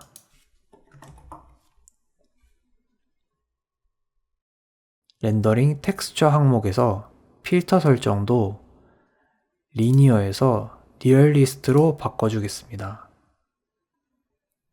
텍스처 필터링은 픽셀 사이사이를 부드럽게 보관해주는 기능인데 저희가 만들 게임은 2D 픽셀 게임이라서 의도적으로 도트가 뚜렷하게 보여야 하기 때문에 이 기능을 껐습니다. 닫기를 눌러주겠습니다. 컨트롤 S를 눌러서 씬을 저장해 주시고요. 저장은 습관적으로 자주 해주시는 게 좋습니다. 이제 게임 씬으로 가서 저희가 만든 흐르는 배경 씬을 자식으로 추가해 보겠습니다. 최상위 노드인 게임을 눌러주시고 체인 모양 버튼을 눌러주시면 씬을 자식 노드처럼 추가할 수 있습니다.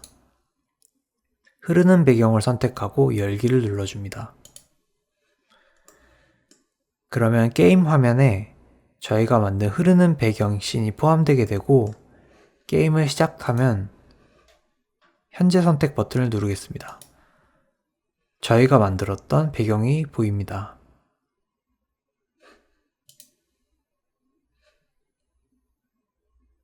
네, 배경이 잘 보이죠? 이제 이 배경이 위에서 아래로 흘러서 차가 앞으로 달리는 것처럼 만들면 좋겠습니다. 다시 흐르는 배경 씬으로 가서 패럴렉스 레이어 노드를 눌러주시고 모션에서 미러링의 Y 값을 배경 이미지의 높이 값인 1024로 해주겠습니다.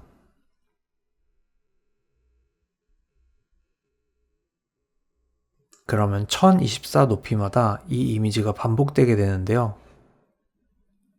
제가 이미지를 만들 때 윗부분과 아랫부분이 자연스럽게 반복되게끔 만들었습니다. 이렇게 연속적으로 붙일 수 있는 이미지를 타일맵이라고 부르니 참고해 주시고요. 현재 에디터 화면에선 2개의 이미지만 붙어 있는 것으로 보이는데 실제 게임에선 패럴렉스 레이어는 이미지가 무한히 붙어 있는 것처럼 작동합니다. 이제 위아래로 무한히 긴 배경을 아래로 스크롤 해보겠습니다. 흐르는 배경에 스크립트를 추가해 주겠습니다.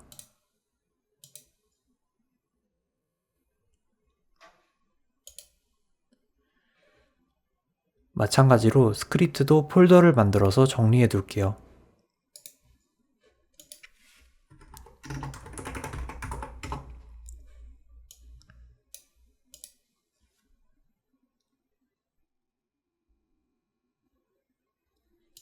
스크립트 아래에 기본적으로 만들어져 있는 ready 함수는 지우겠습니다.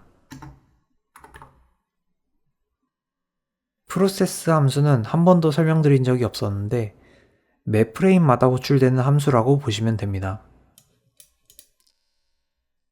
매 프레임마다 호출되니까 보통 1초에 60번 정도 불린다고 생각하시면 되고요.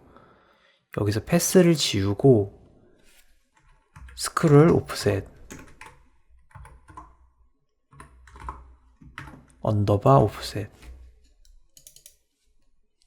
이라고 적고 .y y축으로 움직일 거니까요. 플러스는 스크롤 속도 띄우고 곱하기 델타를 하겠습니다.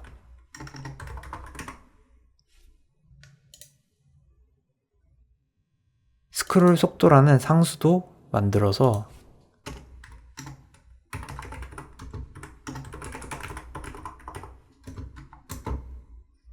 200으로 기본값을 정의해 볼게요.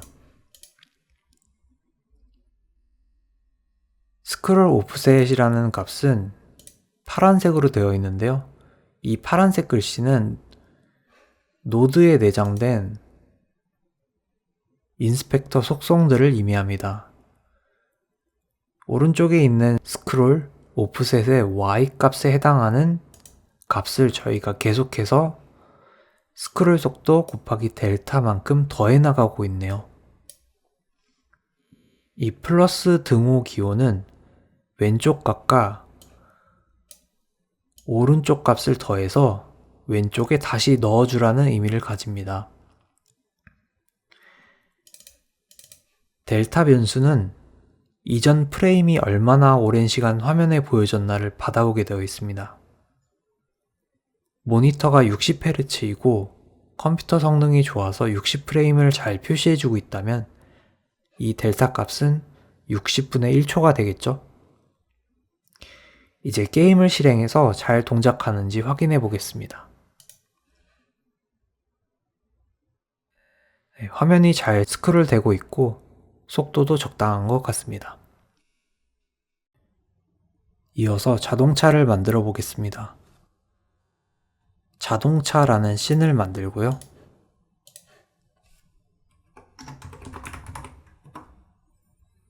최상위 노드는 캐릭터 바디 2D로 하겠습니다.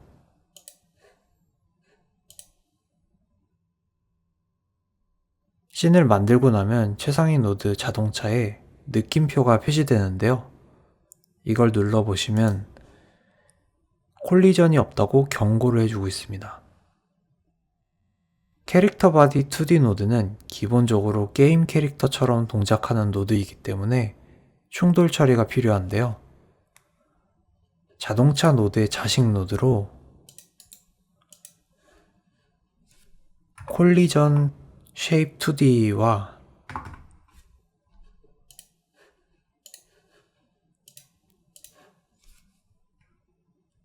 이미지를 표시하기 위한 스프라이트 2D 노드도 추가를 해주겠습니다.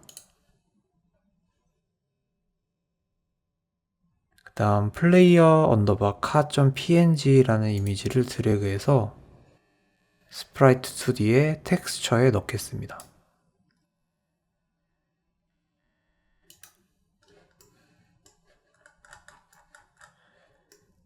너무 작으니까요. 배경과 마찬가지로 크기를 4로 키우겠습니다.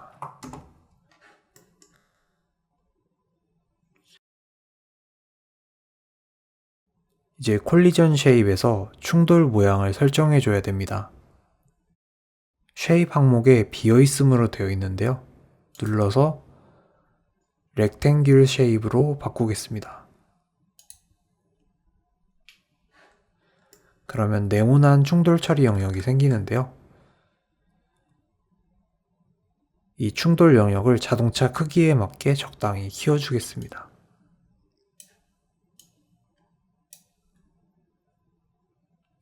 컨트롤 S를 눌러서 씬을 저장합니다.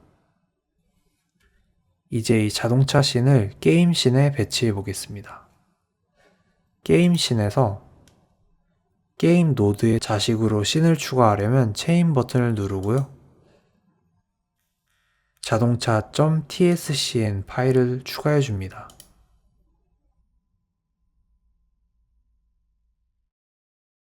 (0,0) 위치에 자동차가 배치되었는데요.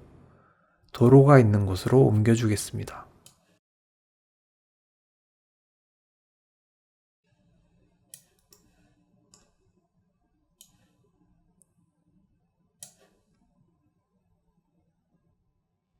게임을 실행하면 실제로는 배경이 아래로 이동하지만 마치 자동차가 위로 달려가는 것처럼 보입니다.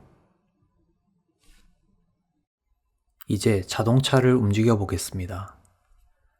자동차 씬으로 가서 최상위 부모 노드에 스크립트를 하나 추가해 주겠습니다.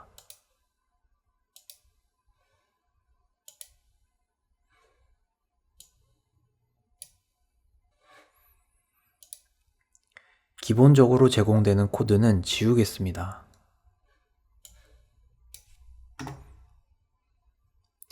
이제 입력 액션을 만들어 보겠습니다. 프로젝트 설정에서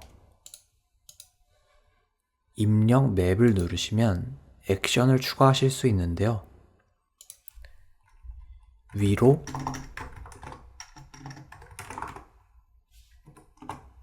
아래로, 왼쪽으로, 오른쪽으로 라고 만들겠습니다. 그리고 키 입력을 매핑 시켜 주겠습니다. 플러스 버튼을 누르시면 입력 대기 중이라는 문구가 나오는데요. 이때 원하시는 키보드 버튼이나 게임패드의 버튼을 눌러서 해당 버튼을 선택한 액션에 매핑 시켜줄 수 있습니다. 저는 키보드 WASD 키와 상하좌우 화살표 키를 매핑하겠습니다.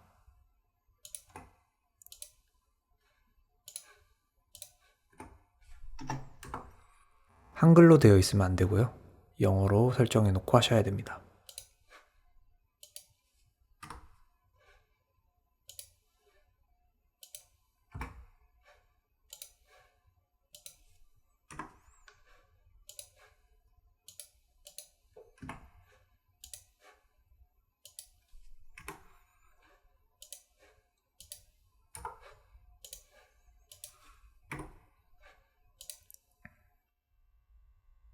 매핑이 완료되었다면 닫기를 눌러주시고 Ctrl S를 눌러서 씬을 저장합니다. 이제 스크립트 편집 화면에서 이동속도 상수를 만들겠습니다.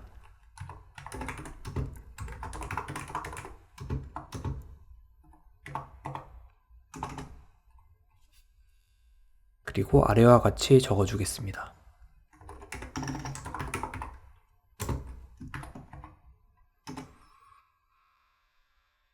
이 physics process란 함수는 고도에서 물리 연산을 할 때마다 수행되는 함수입니다.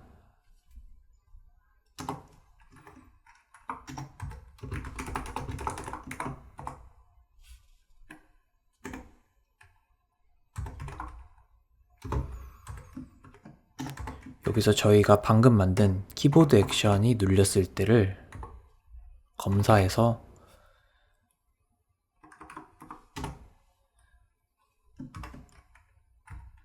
자동차를 위로 올려 보겠습니다.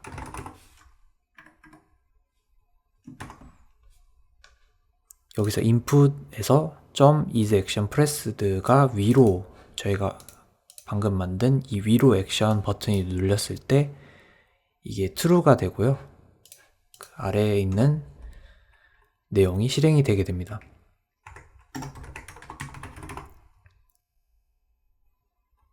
벨로시티는 속도 값이고요. 주의하셔야 할 점이 있는데 고도에서 위에가 마이너스고 아래가 플러스입니다. 그래서 Y축으로 위로 갈수록 마이너스로 가는 거고요. 그래서 마이너스 이동속도라고 해주겠습니다.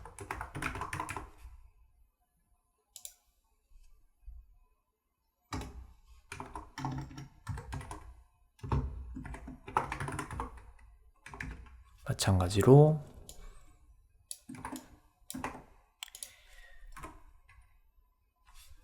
여기도 복사해서 만들겠습니다.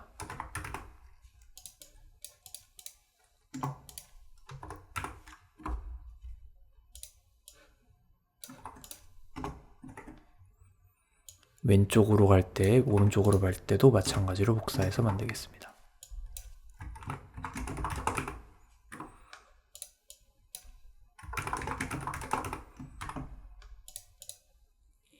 이때는 X축으로 이동을 해야겠죠? X로 바꿔주겠습니다.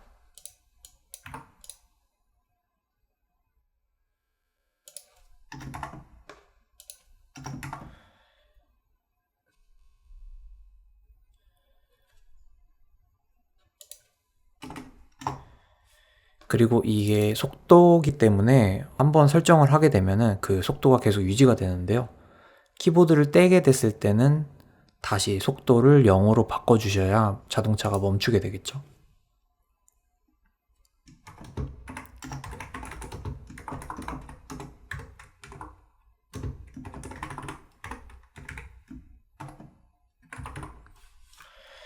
이때는 action just released라는 함수를 사용하겠습니다.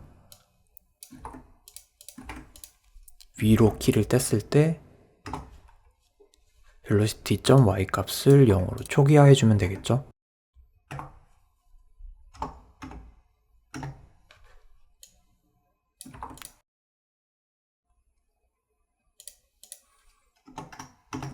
마찬가지로 복사해서 만들어 주겠습니다.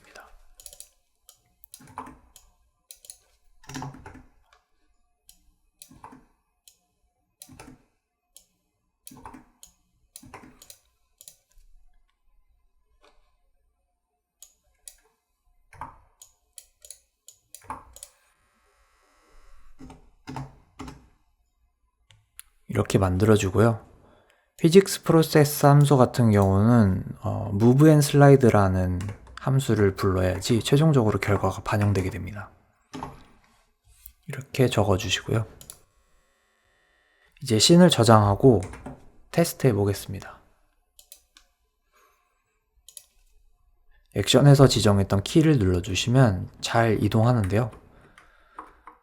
하지만 도로 밖을 벗어나는 문제가 있습니다. 이걸 수정해 보겠습니다. 게임씬에서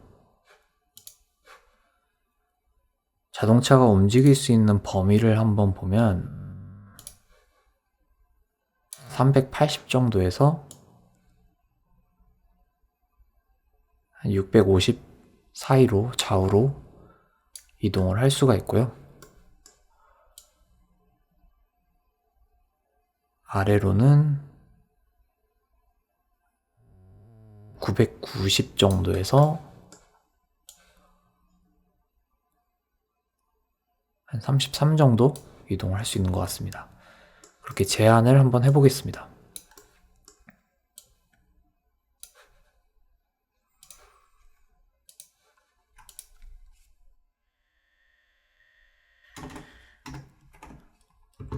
이제 도로 밖을 벗어나지 못하도록 막을 건데요.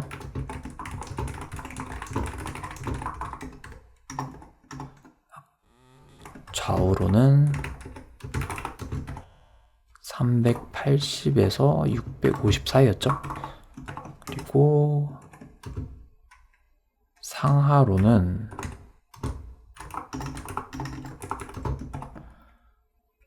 33에서 990 사이였습니다.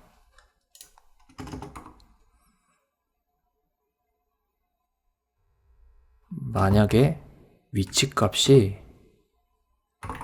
x의 위치값이 380보다 작았을 때, 그러니까 왼쪽으로 벗어났을 때죠. 왼쪽으로 가게 되면, 벗어나게 되면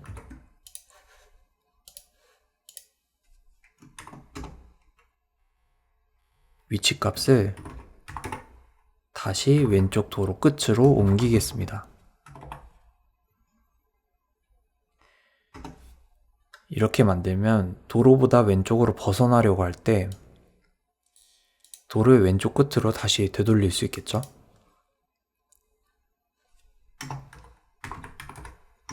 나머지도 마찬가지로 만들어 주겠습니다. 이제 오른쪽 끝을 제한해 보겠습니다. X값이 650 이상 벗어났을 때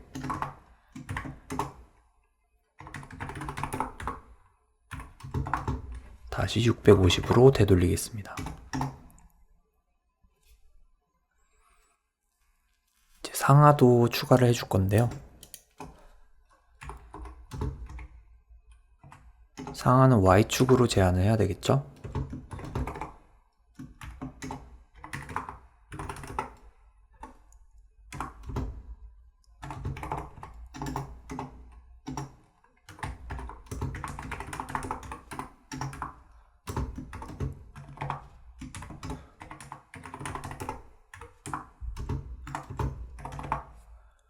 이렇게 제안을 한번 해봤습니다.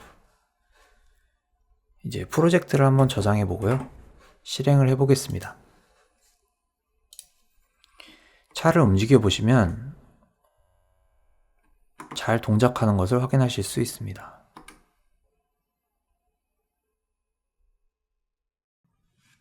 이제 컵케이크가 도로에 있어서 먹으면 점수를 획득하게 만들고 싶은데요. 우선 컵케이크라는 씬을 만들겠습니다.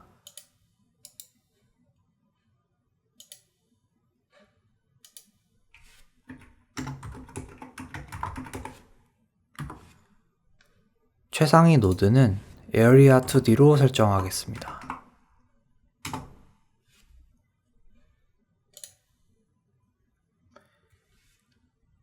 이제 컵케이크의 자식 노드로 콜리전 쉐입 2D와 스프라이트 2D를 추가해 주겠습니다.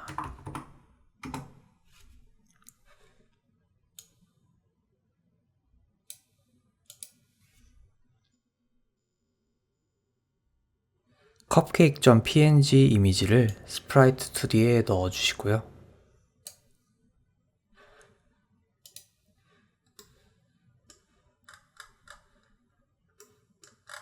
크기를 2배 정도 키워주겠습니다. 콜리전 모양도 Rectangle Shape 2D로 감싸주겠습니다.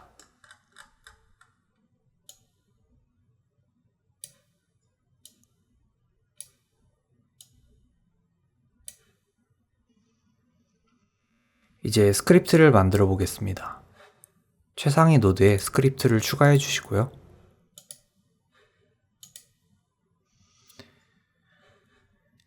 이 흐르는 배경에 맞춰서 컵케이크도 아래로 스크롤되게 하고 싶은데요. 배경의 스크롤 속도가 200이었죠? 배경에 썼던 코드를 그대로 복사해 오겠습니다.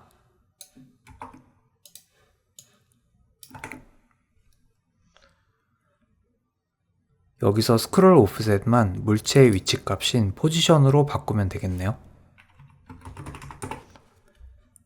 그럼 컵케이크가 Y축을 따라 아래로 내려오겠죠? 이제 게임씬에 컵케이크를 넣어 보겠습니다. 우선 저장을 해주시고요.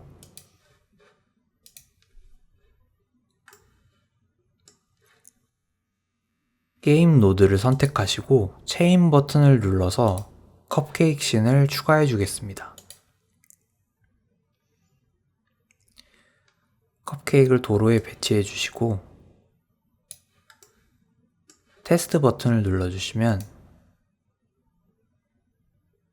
컵케이크 아래로 잘 이동하는 것을 보실 수 있습니다.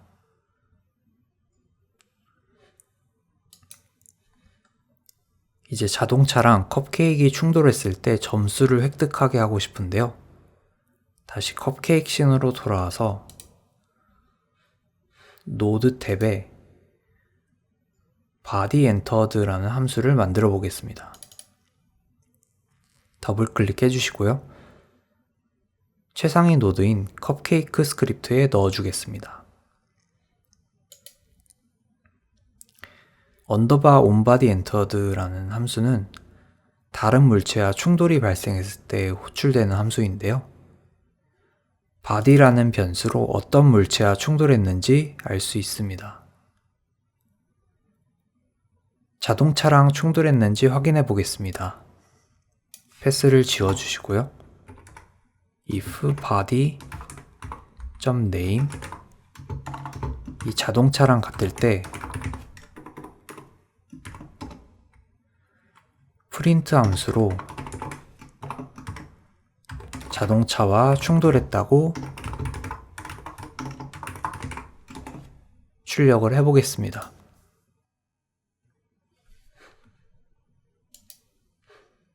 테스트를 해보시면 충돌했을 때 정상적으로 자동차와 충돌이 감지되는 걸 확인하실 수 있고요. 이제 점수를 저장하고 싶은데요. 컵케이크의 점수를 저장하게 되면 컵케이크가 파괴될 때 점수 데이터가 같이 날아가기 때문에 전역 변수라는 것을 만들어서 저장을 해보겠습니다.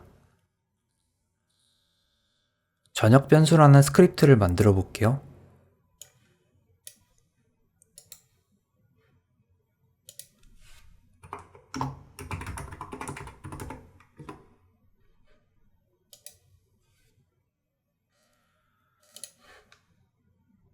미리 제공되는 코드를 지우고 점수라는 변수를 하나 만들겠습니다. Ctrl S를 눌러 저장해 주시고요. 프로젝트 설정에서 자동 로드 탭에서 게임 시작 시 자동으로 로드할 스크립트로 추가해 주겠습니다.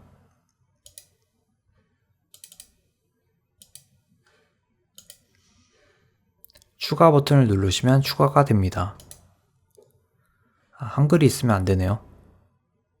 그러면 이름을 글로벌로 바꾸겠습니다.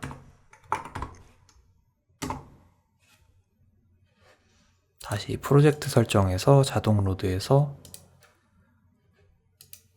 global.gd 스크립트 파일을 추가를 해볼게요. 네, 추가가 됐죠? 전역 변수 체크박스가 켜져 있는지 확인해 주시고요. 닫기를 눌러줍니다.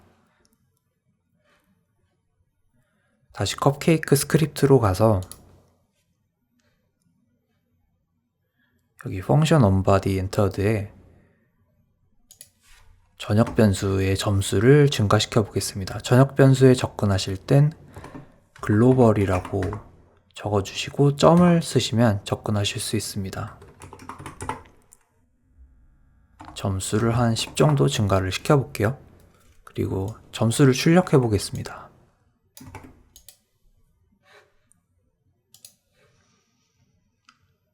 그럼 충돌이 됐을 때 점수가 10 증가돼서 출력이 되는 것을 보실 수 있습니다. 컵케이크를 한번 여러 개 넣어 볼까요?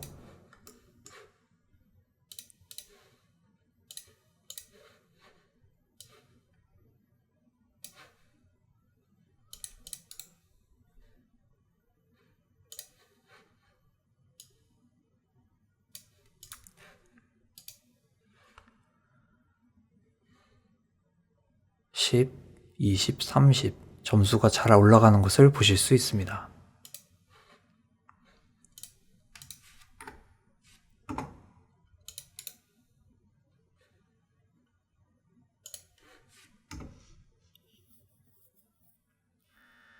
하지만 지금은 컵케이크를 먹었는데 없어지지 않아서 어색한데요.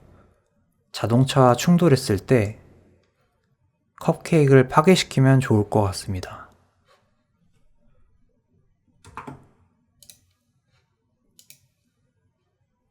컵케이크 스크립트로 가셔서 자동차랑 만났을 때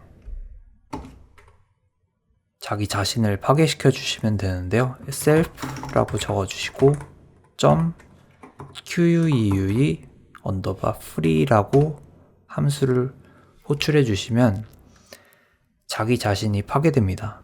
다시 테스트 해볼까요? 네, 컵케이크가 없어졌죠?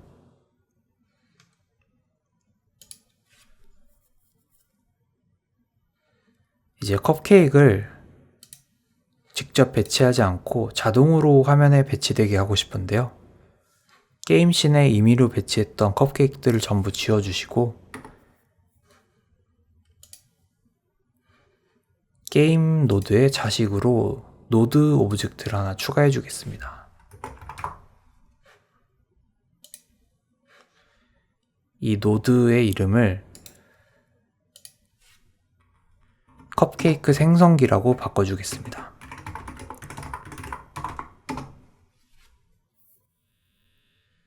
스크립트를 추가해 주시고요.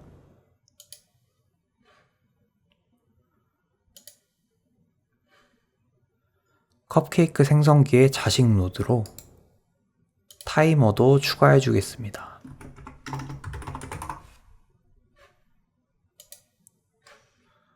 지금 자식으로 안 들어갔는데요. 이때는 타이머를 드래그해서 컵케이크 생성기에 넣어주시면 자식으로 배치가 되는 것을 보실 수 있습니다. 이 타이머에 시그널이 발생했을 때 호출되는 함수를 만들어 보겠습니다.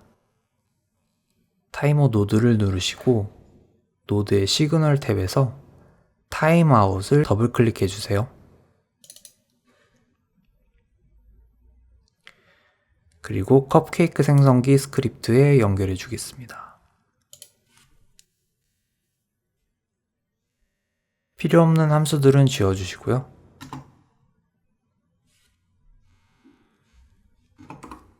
우선 컵케이크 씬을 배치하기 위해서 인스턴스를 만들어야 되는데요. 컵케이크 씬을 먼저 변수로 불러오겠습니다.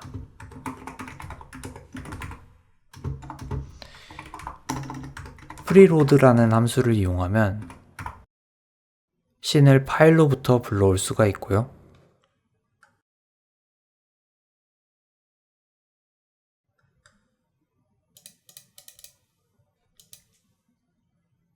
파일로 불러왔으면 인스턴스로 만들어야겠죠?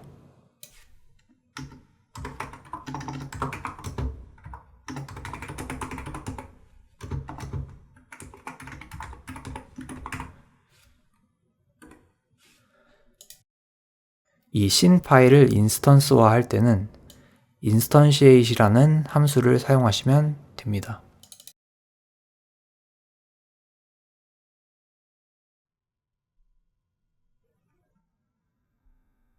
인스턴스를 만들었으면 화면에 배치해야겠죠?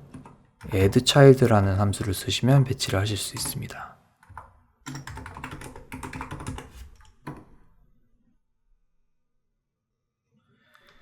이제 실행해 볼까요?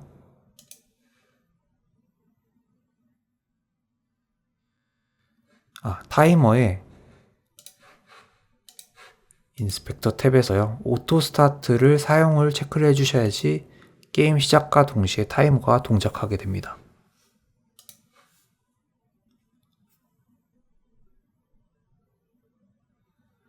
지금 컵케이크 생성되는데요. 0,0 위치에 만들어져서 내려오고 있어서 먹을 수가 없습니다. 위치를 도로 중앙으로 옮겨 보겠습니다.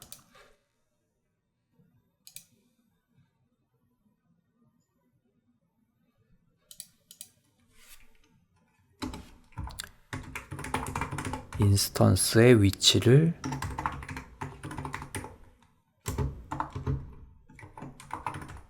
(2D) 위치이기 때문에 벡터 2를 쓰고요. 500 정도로 하겠습니다.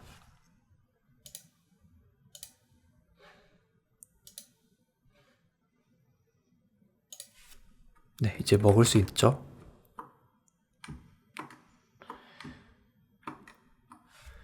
지금 컵케이크이 X축으로 500 위치에 계속 나오고 있는데요.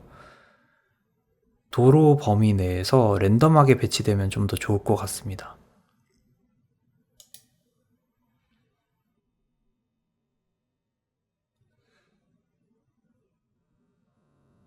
범위를 좀 볼게요. 자동차에서 저희가 좌우 도로 범위를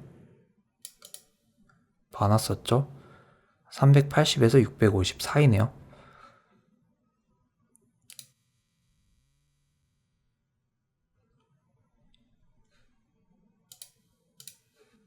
컵케이크 생성기 스크립트로 돌아와서요. 이 500을 380과 650 사이에 있는 값으로 랜덤하게 선택하게끔 만들면 됩니다. 이때 사용할 수 있는 게 randi라는 함수를 사용하면 특정 범위의 랜덤한 정수를 뽑을 수 있는데요. 예를 들어서 randi %기호 100이라고 적으면 0부터 99 사이의 값을 랜덤하게 추출할 수 있습니다. 이걸 이용해서 지금 650과 380 차이가 270 정도 나죠.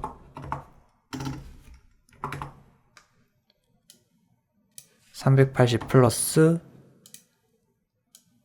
0부터 269 사이에 있는 값을 더해가지고 랜덤하게 더해서요. X축의 위치를 정해 보겠습니다.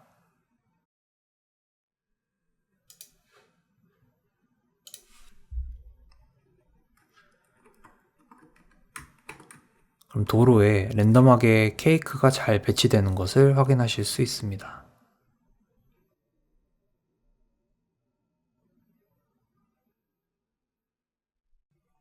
이번에는 컵케이크를 먹었을 때 증가되는 점수를 화면에 표시해 보겠습니다.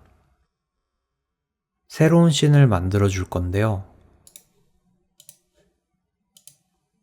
최상위 노드는 유저 인터페이스로 설정하고 씬 이름은 점수 표시 화면이라고 하겠습니다.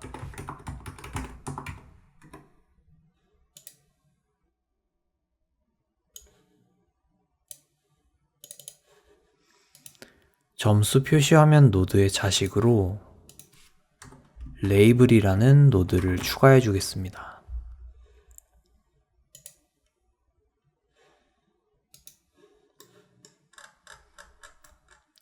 레이블 노드의 텍스트 영역에 점수라고 적어주겠습니다.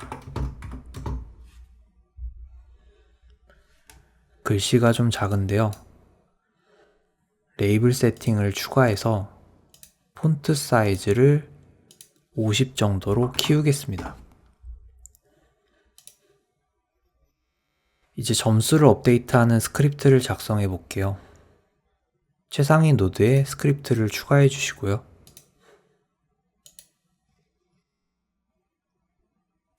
위에 변수를 하나 만들겠습니다.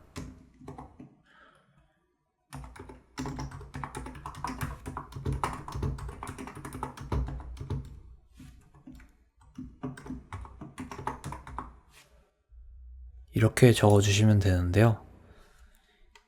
이 달러 레이블 같은 경우 왼쪽에 노드 탭에서 드래그 앤 드롭으로도 넣어 주실 수 있으니 참고해 주시고요. 이렇게 변수 앞에 add on ready라고 적으면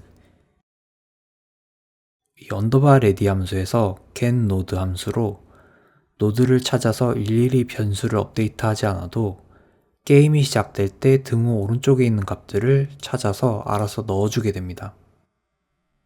이제는 ready 함수는 필요가 없으니 지워주겠습니다.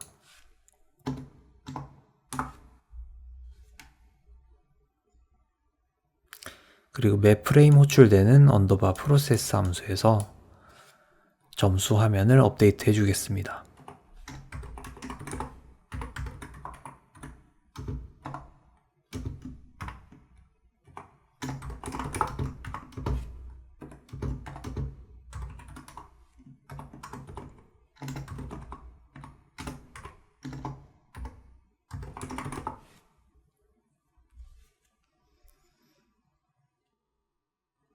이 str은 숫자를 문자열로 바꿔주는 함수이고요.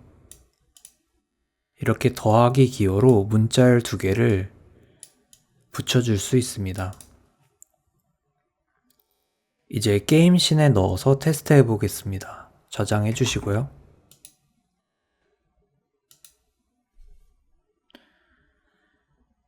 게임 씬에서 노드를 하나 추가해 주시는데요. 캔버스 레이어라는 노드를 추가해 주겠습니다. 이건 UI를 그리기 위한 노드이고요. 이 캔버스 레이어 노드의 자식으로 방금 만든 점수 표시화면 씬을 추가해 주겠습니다. 그리고 테스트를 해보면 정상적으로 점수가 화면에 표시되는 것을 보실 수 있습니다. 이번에는 직접 장애물을 구현해보는 시간을 갖겠습니다. 지금까지 배운 내용으로도 충분히 만드실 수 있으니까요. 이전 강의들을 참고하셔서 직접 만들어 보시면 되겠습니다.